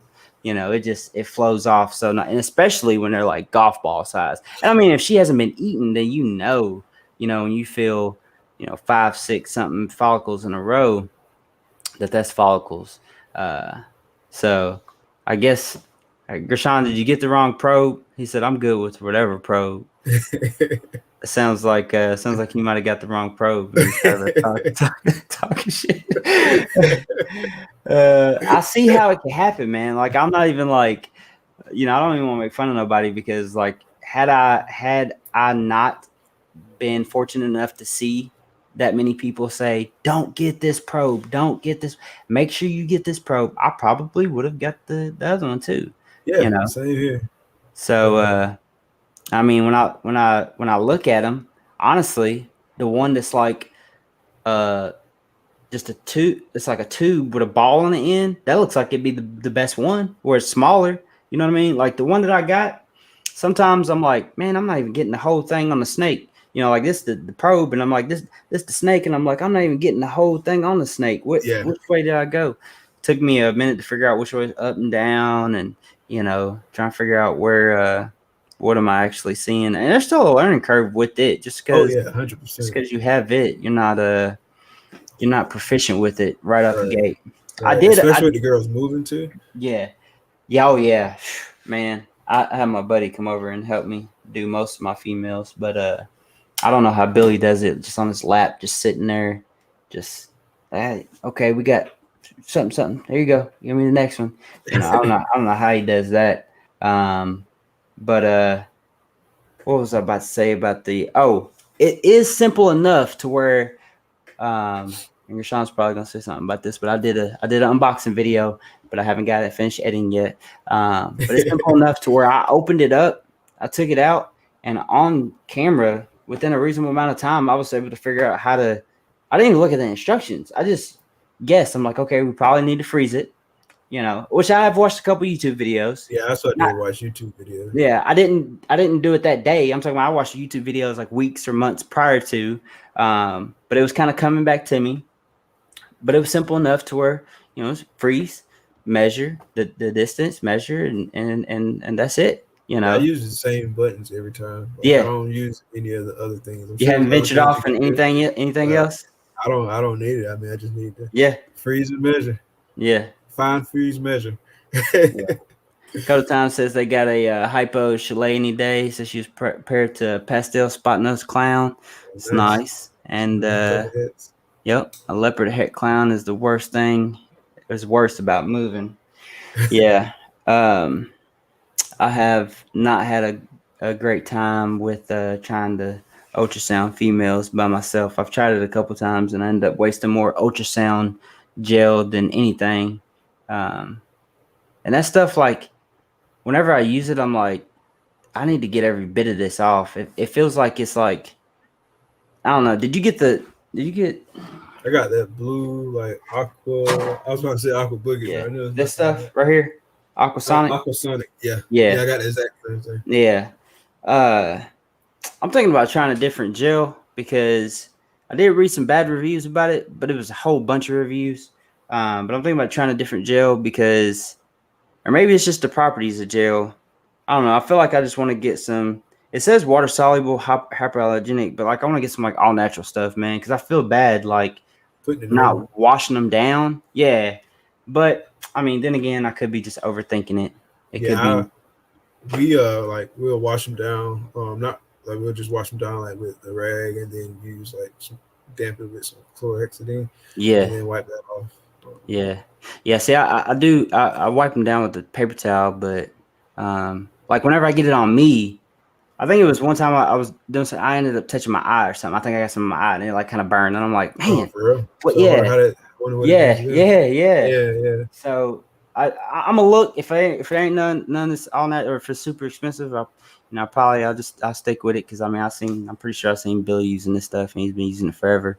And I may just be overthinking it, but GP says it's all skill and practice. And I'm not popping the other comment up because he's talking about I'm just kidding. He's asking where's the unboxing video at? It's coming soon. It's in the works. Yeah, it's in the pipeline. Yep. But so did you go to Finland? I didn't, man. I didn't. I want to get to. I'm definitely gonna get to the next one, but I need to get to some of these. I had a couple things going on and.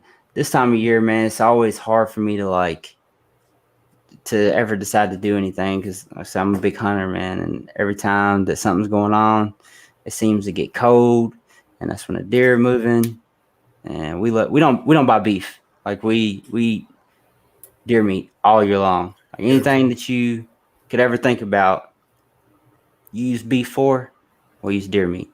Like everything. So. Nice. I process it all, do it myself from field to fork. Nobody touches it. I do it all myself. Well, me and my wife, and my father-in-law, and it's good stuff, man. We love it. We eat it up. So, let's see.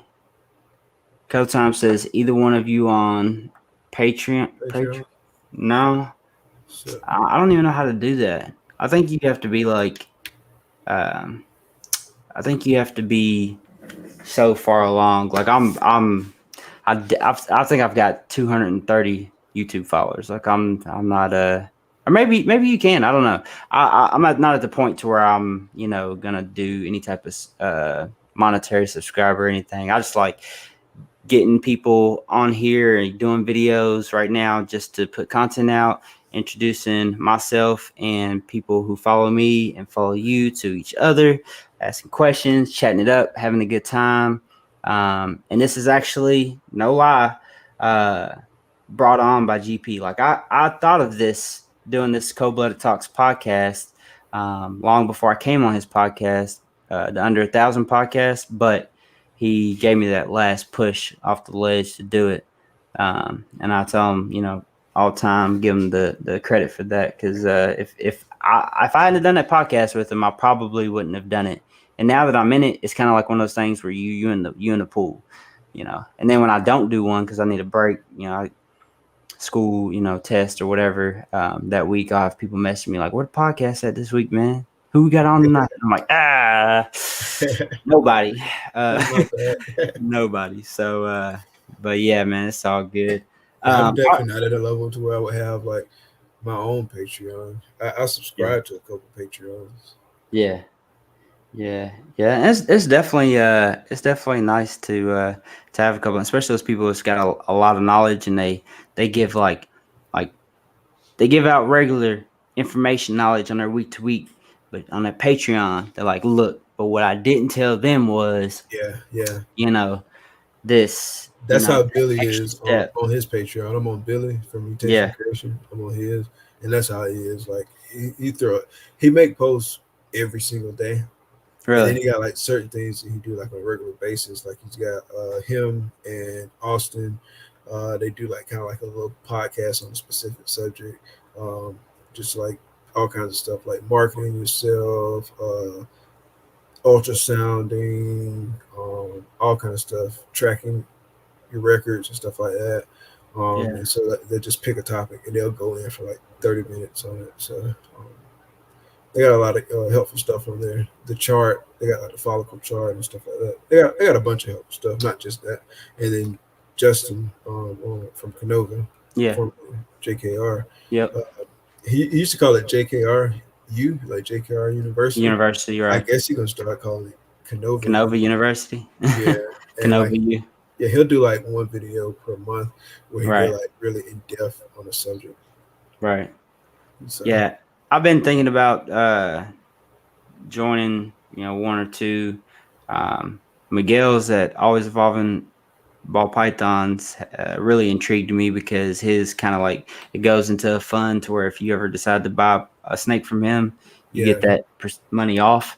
But I mean, you can't go wrong with Billy, man. That dude is like unreal. You know what always it always like amazes me with Billy and Austin is when Billy kind of like looks to him or feeds to him, to Austin. Like, is it really, you think? And that just shows you, man, like, even 20 something years in the hobby, sometimes somebody who can just see it, it's amazing, man. I really I'm intrigued by their relation and how much Austin knows, and how much how he's able to see a lot of stuff and remember. Man, I couldn't imagine working around 2,000 snakes every day, 2,000-3,000 snakes every day. A lot, bro. Jeez, man. Sometimes I come in here, I clean 60 tubs, and I'm like, ugh. Yeah, man, I need to hire somebody. I'm just kidding. I ain't hiring nobody. Yeah, they got a lot, and a lot to keep up with. How do you track like your records and stuff? I was just about to ask you the same thing, but since you asked me, I'll tell you. I use an app called Herpville. Okay. That's what the tags are. There's actually a QR barcode on them, and I can pull my camera up, just my camera, and scan it, and it'll bring me to the app. I'm actually going to switch to Husbandry Pro, but I'm getting my little $25 worth for the year off Herpville before I switch over. Using just letting it sit there and not use it, because I really like the professional look of Husbandry Pro.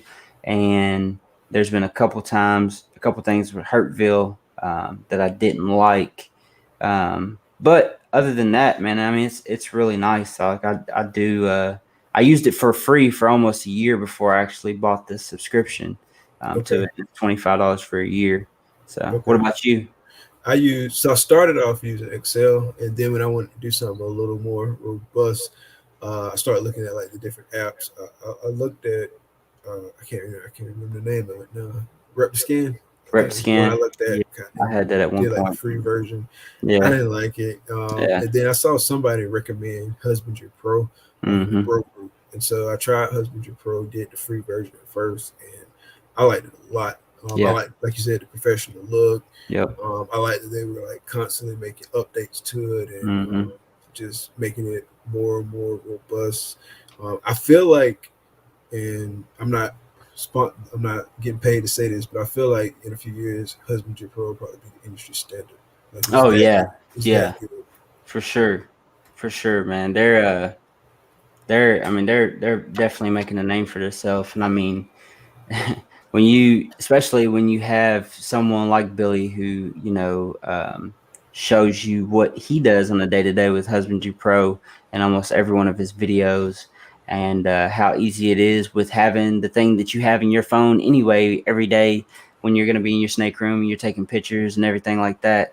I loved doing this. It sucked. Don't get me wrong. Like this is not laminated. It's poor man laminated. I printed these off and then I package taped over top both sides and then I cut around right because I don't have a laminator and I wasn't about to spend $150 on a laminator just for that. I don't have no other reason to laminate. But that sucked. I mean, that took hours to do all those. But I'm gonna do it to switch over to Husbandry Pro so I can have everything looking the same, everything unison, and be able to have it. And I love the fact that over Herpville doesn't have the what slot they're in, like row 1, level 2, or whatever. Have you looked in it to see that what I'm talking about? You talking about like being able to put your racks in there? Yeah, and what actual slot the snake is in. Yeah. That's really nice. But yeah, man, I'm just, like I said, waiting for that expiration to come up on it, and then I'll go switch over to Husbandry Pro. One app that at least I don't feel like they get enough recognition, that does a killer job is Morph Market. The people who run Morph Market, man. Oh yeah. I cannot imagine the headache that can be. And have you looked at it lately? And it shows Morphpedia. Is that the same as when you look at a gene and it has the eye out to the side? Yeah, okay. They just rolled it out like last week. Yeah, and they're building that out now, and so that's going to be very, very, very game changing. What's his name? John. I guess he's the head guy who I don't know if he owns Morph Market or he just runs it. I don't know what his position is. I think he started it. And he started it? Yeah, he started it, and then it's just grown from there.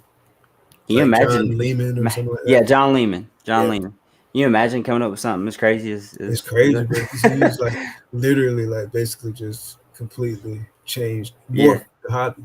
Yeah. Because, I mean, just to have a marketplace that big where everybody go and to have it so professionally done, it's game changing. Yeah. And there's been Herpville's an app that you can advertise snakes on too. Okay. And there's another one. I can't remember if Reptile Scan has that, but there's another one that's like that too.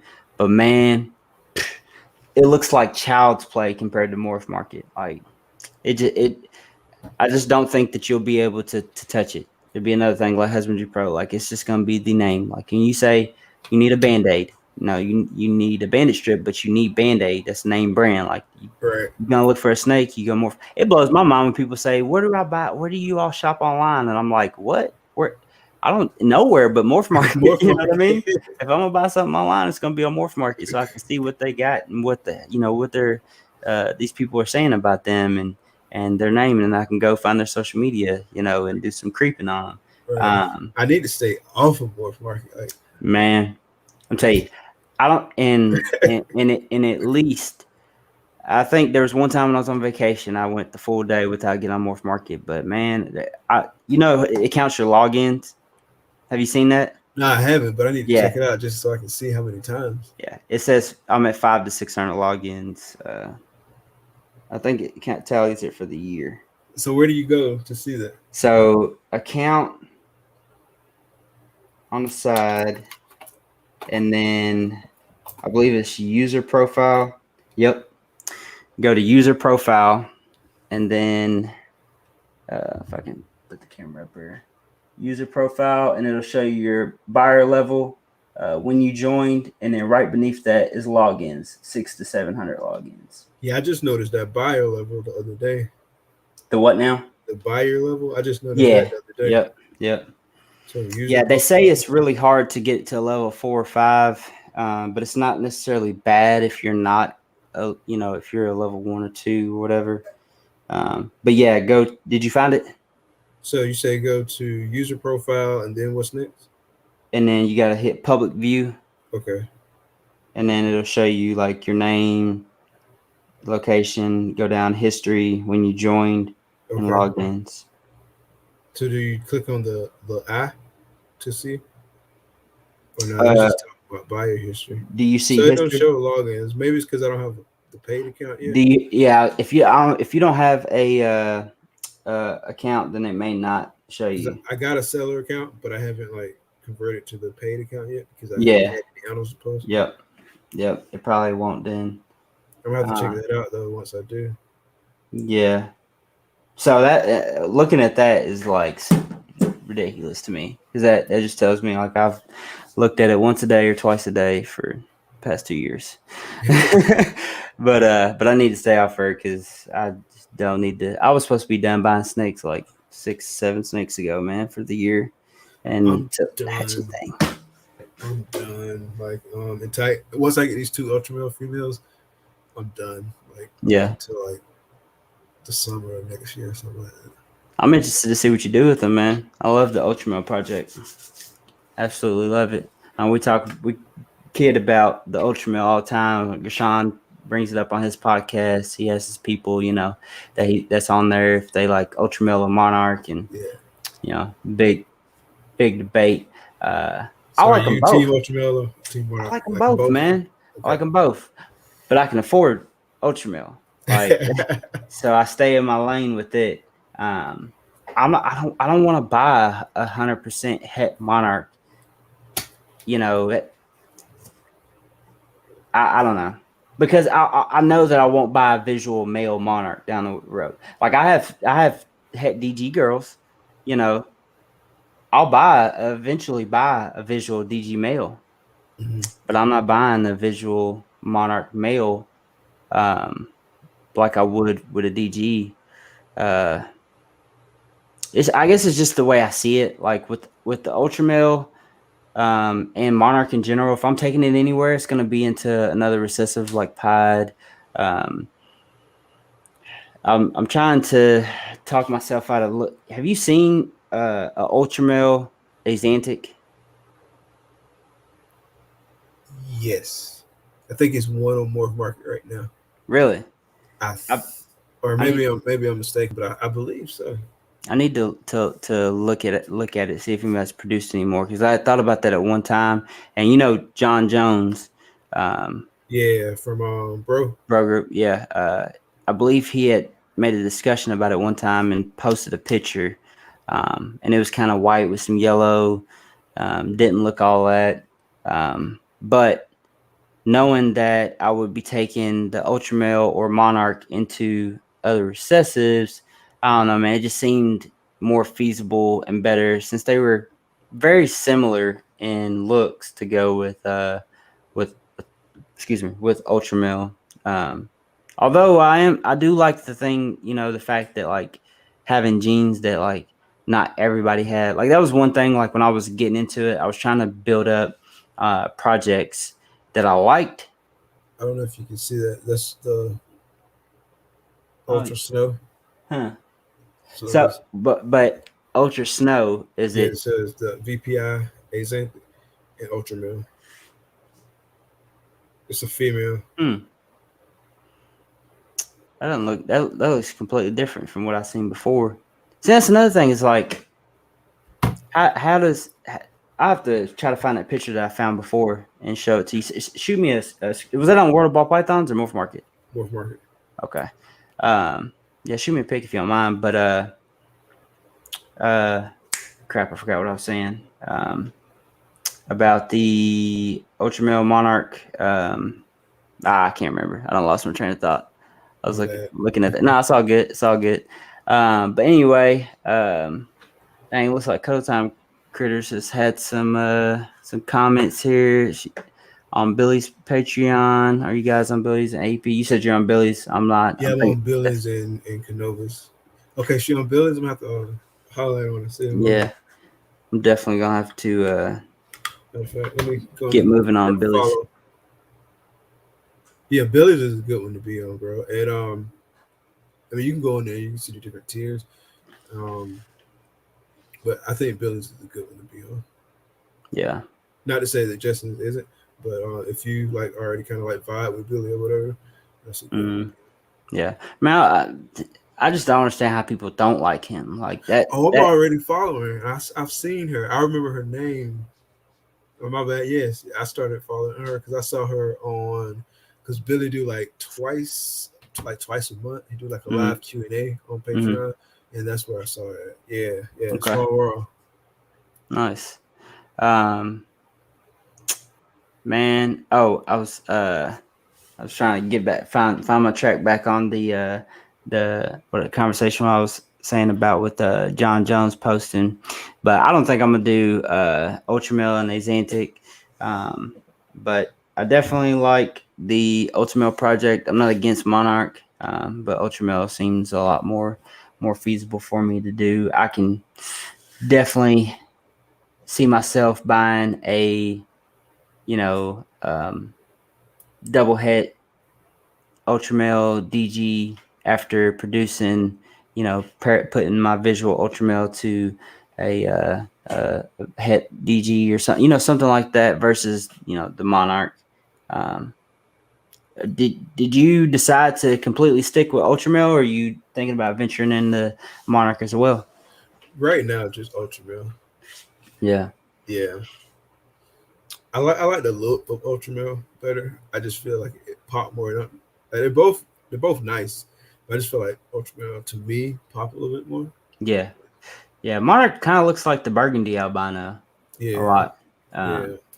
Man, so with the Burgundy albino, is that like a line of Ultramel essentially? Because I've heard different opinions on it. Because I know it's compatible.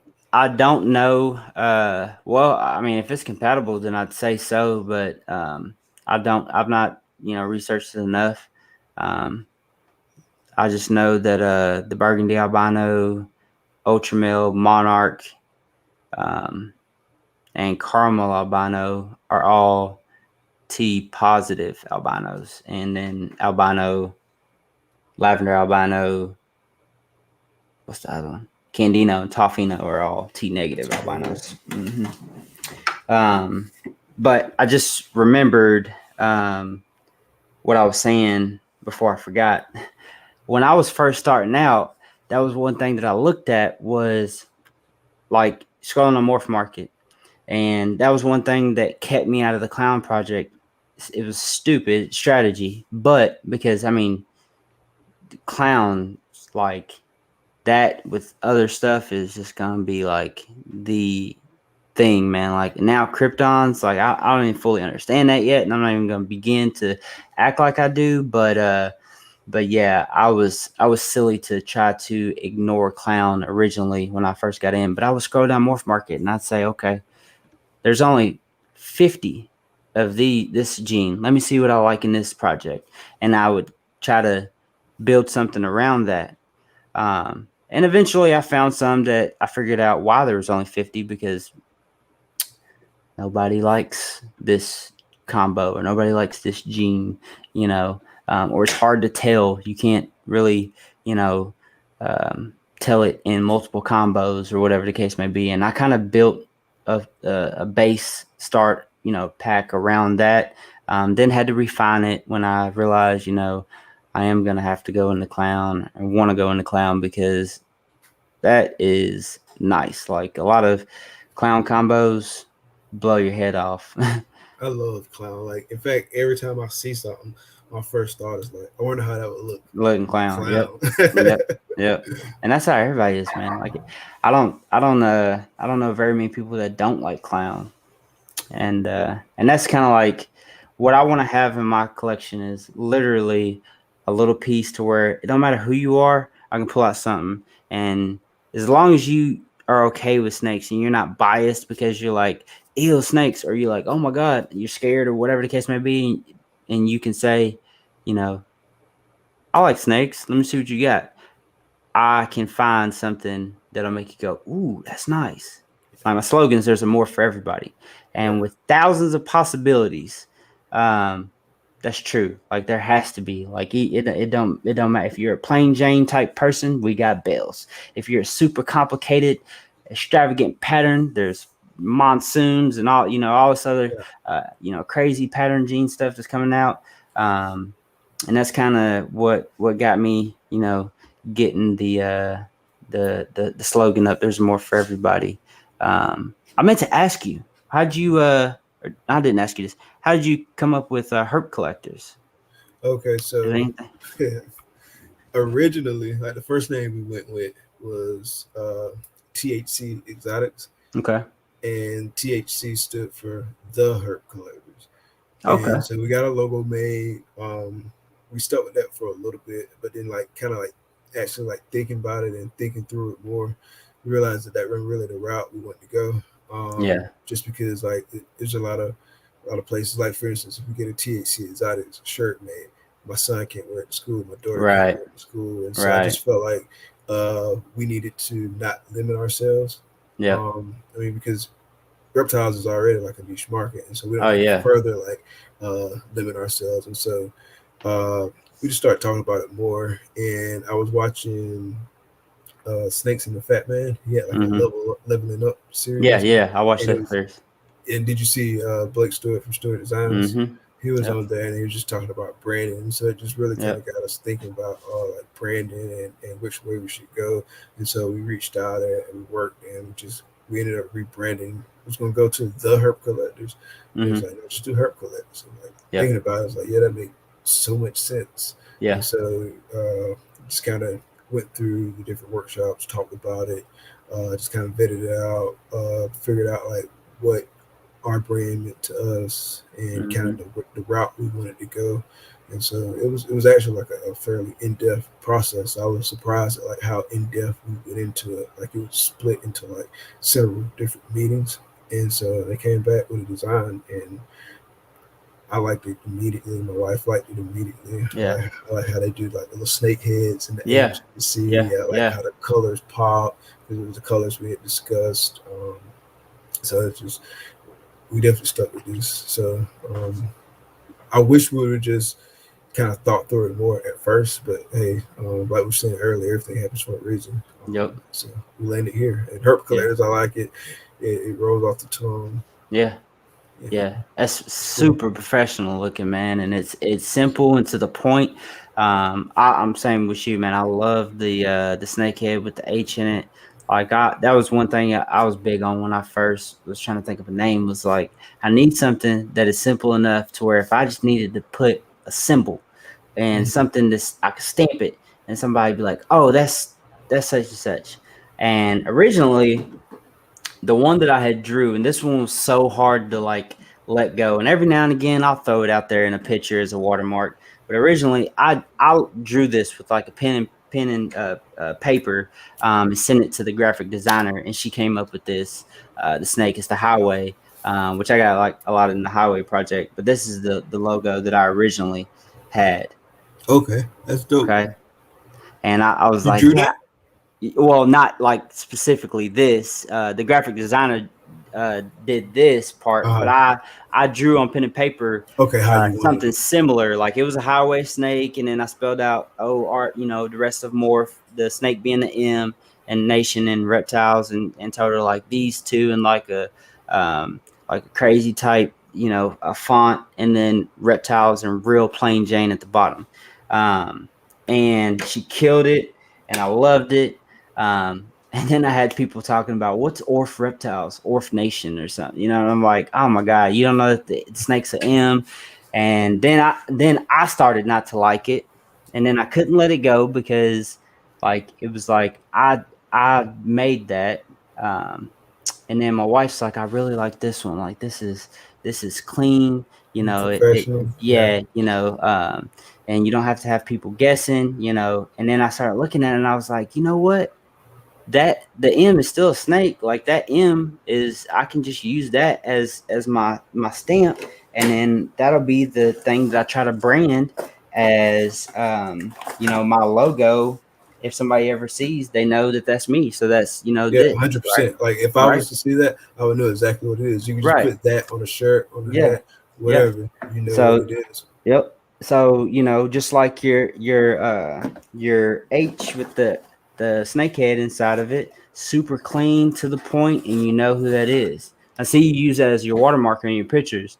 That's real good.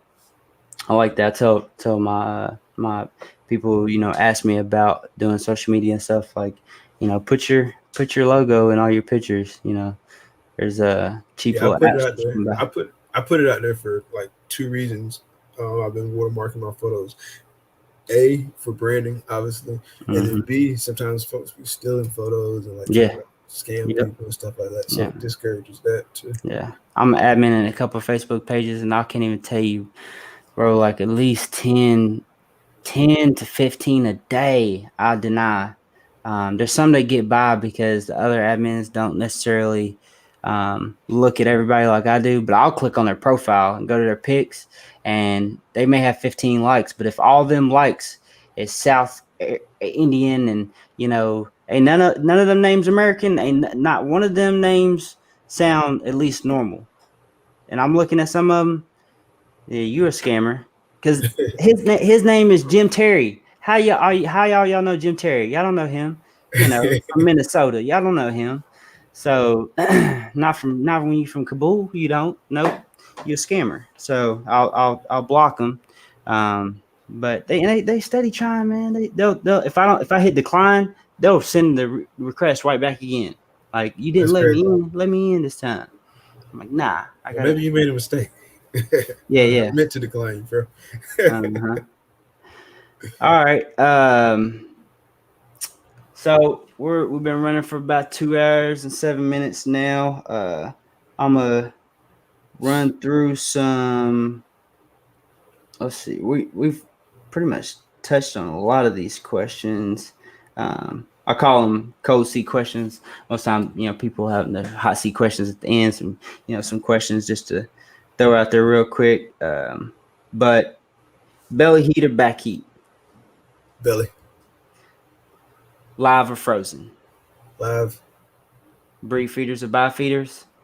Bye. You buy your hits, or you want to make your own? Both. Both of them. Paper or cocoa? Cocoa.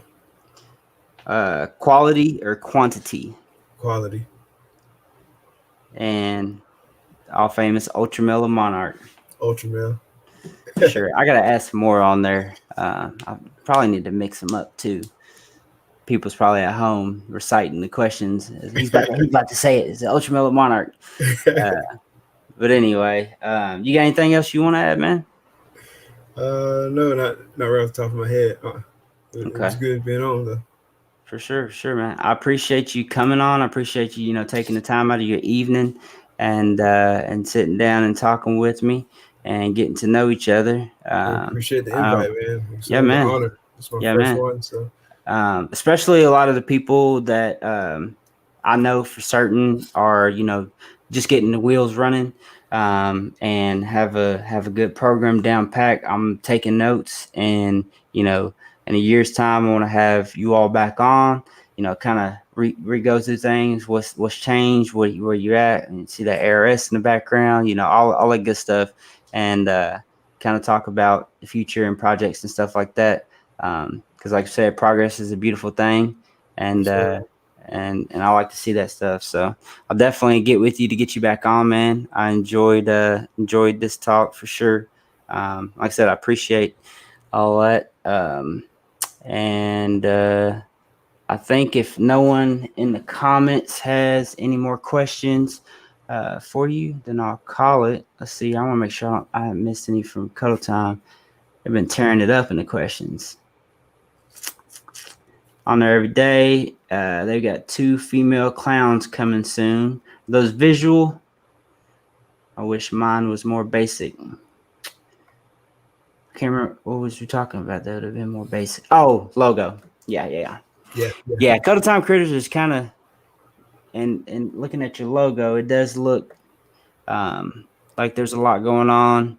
But it's, I mean, to each is his own. You don't have to. That's this thing. Like, you don't have to follow in somebody else's footsteps. But yes, it does. It does help for branding to have something simple. Because we're us as human nature is like when something just looks too much going on. Where it's in hard one to area. remember. Yeah, hard to remember. Like, don't get me wrong. Like, the logo that we had before, I loved it. Like, it was tight.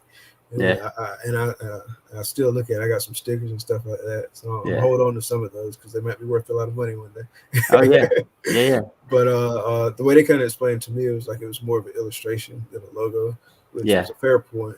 I liked it. I still like it to this day. Yeah. You look at some of the biggest brands. Right. You know what I mean? Nike. Some of the biggest brands has Herp just Man, that's nice, man. That's real nice. It's real clean. I like that.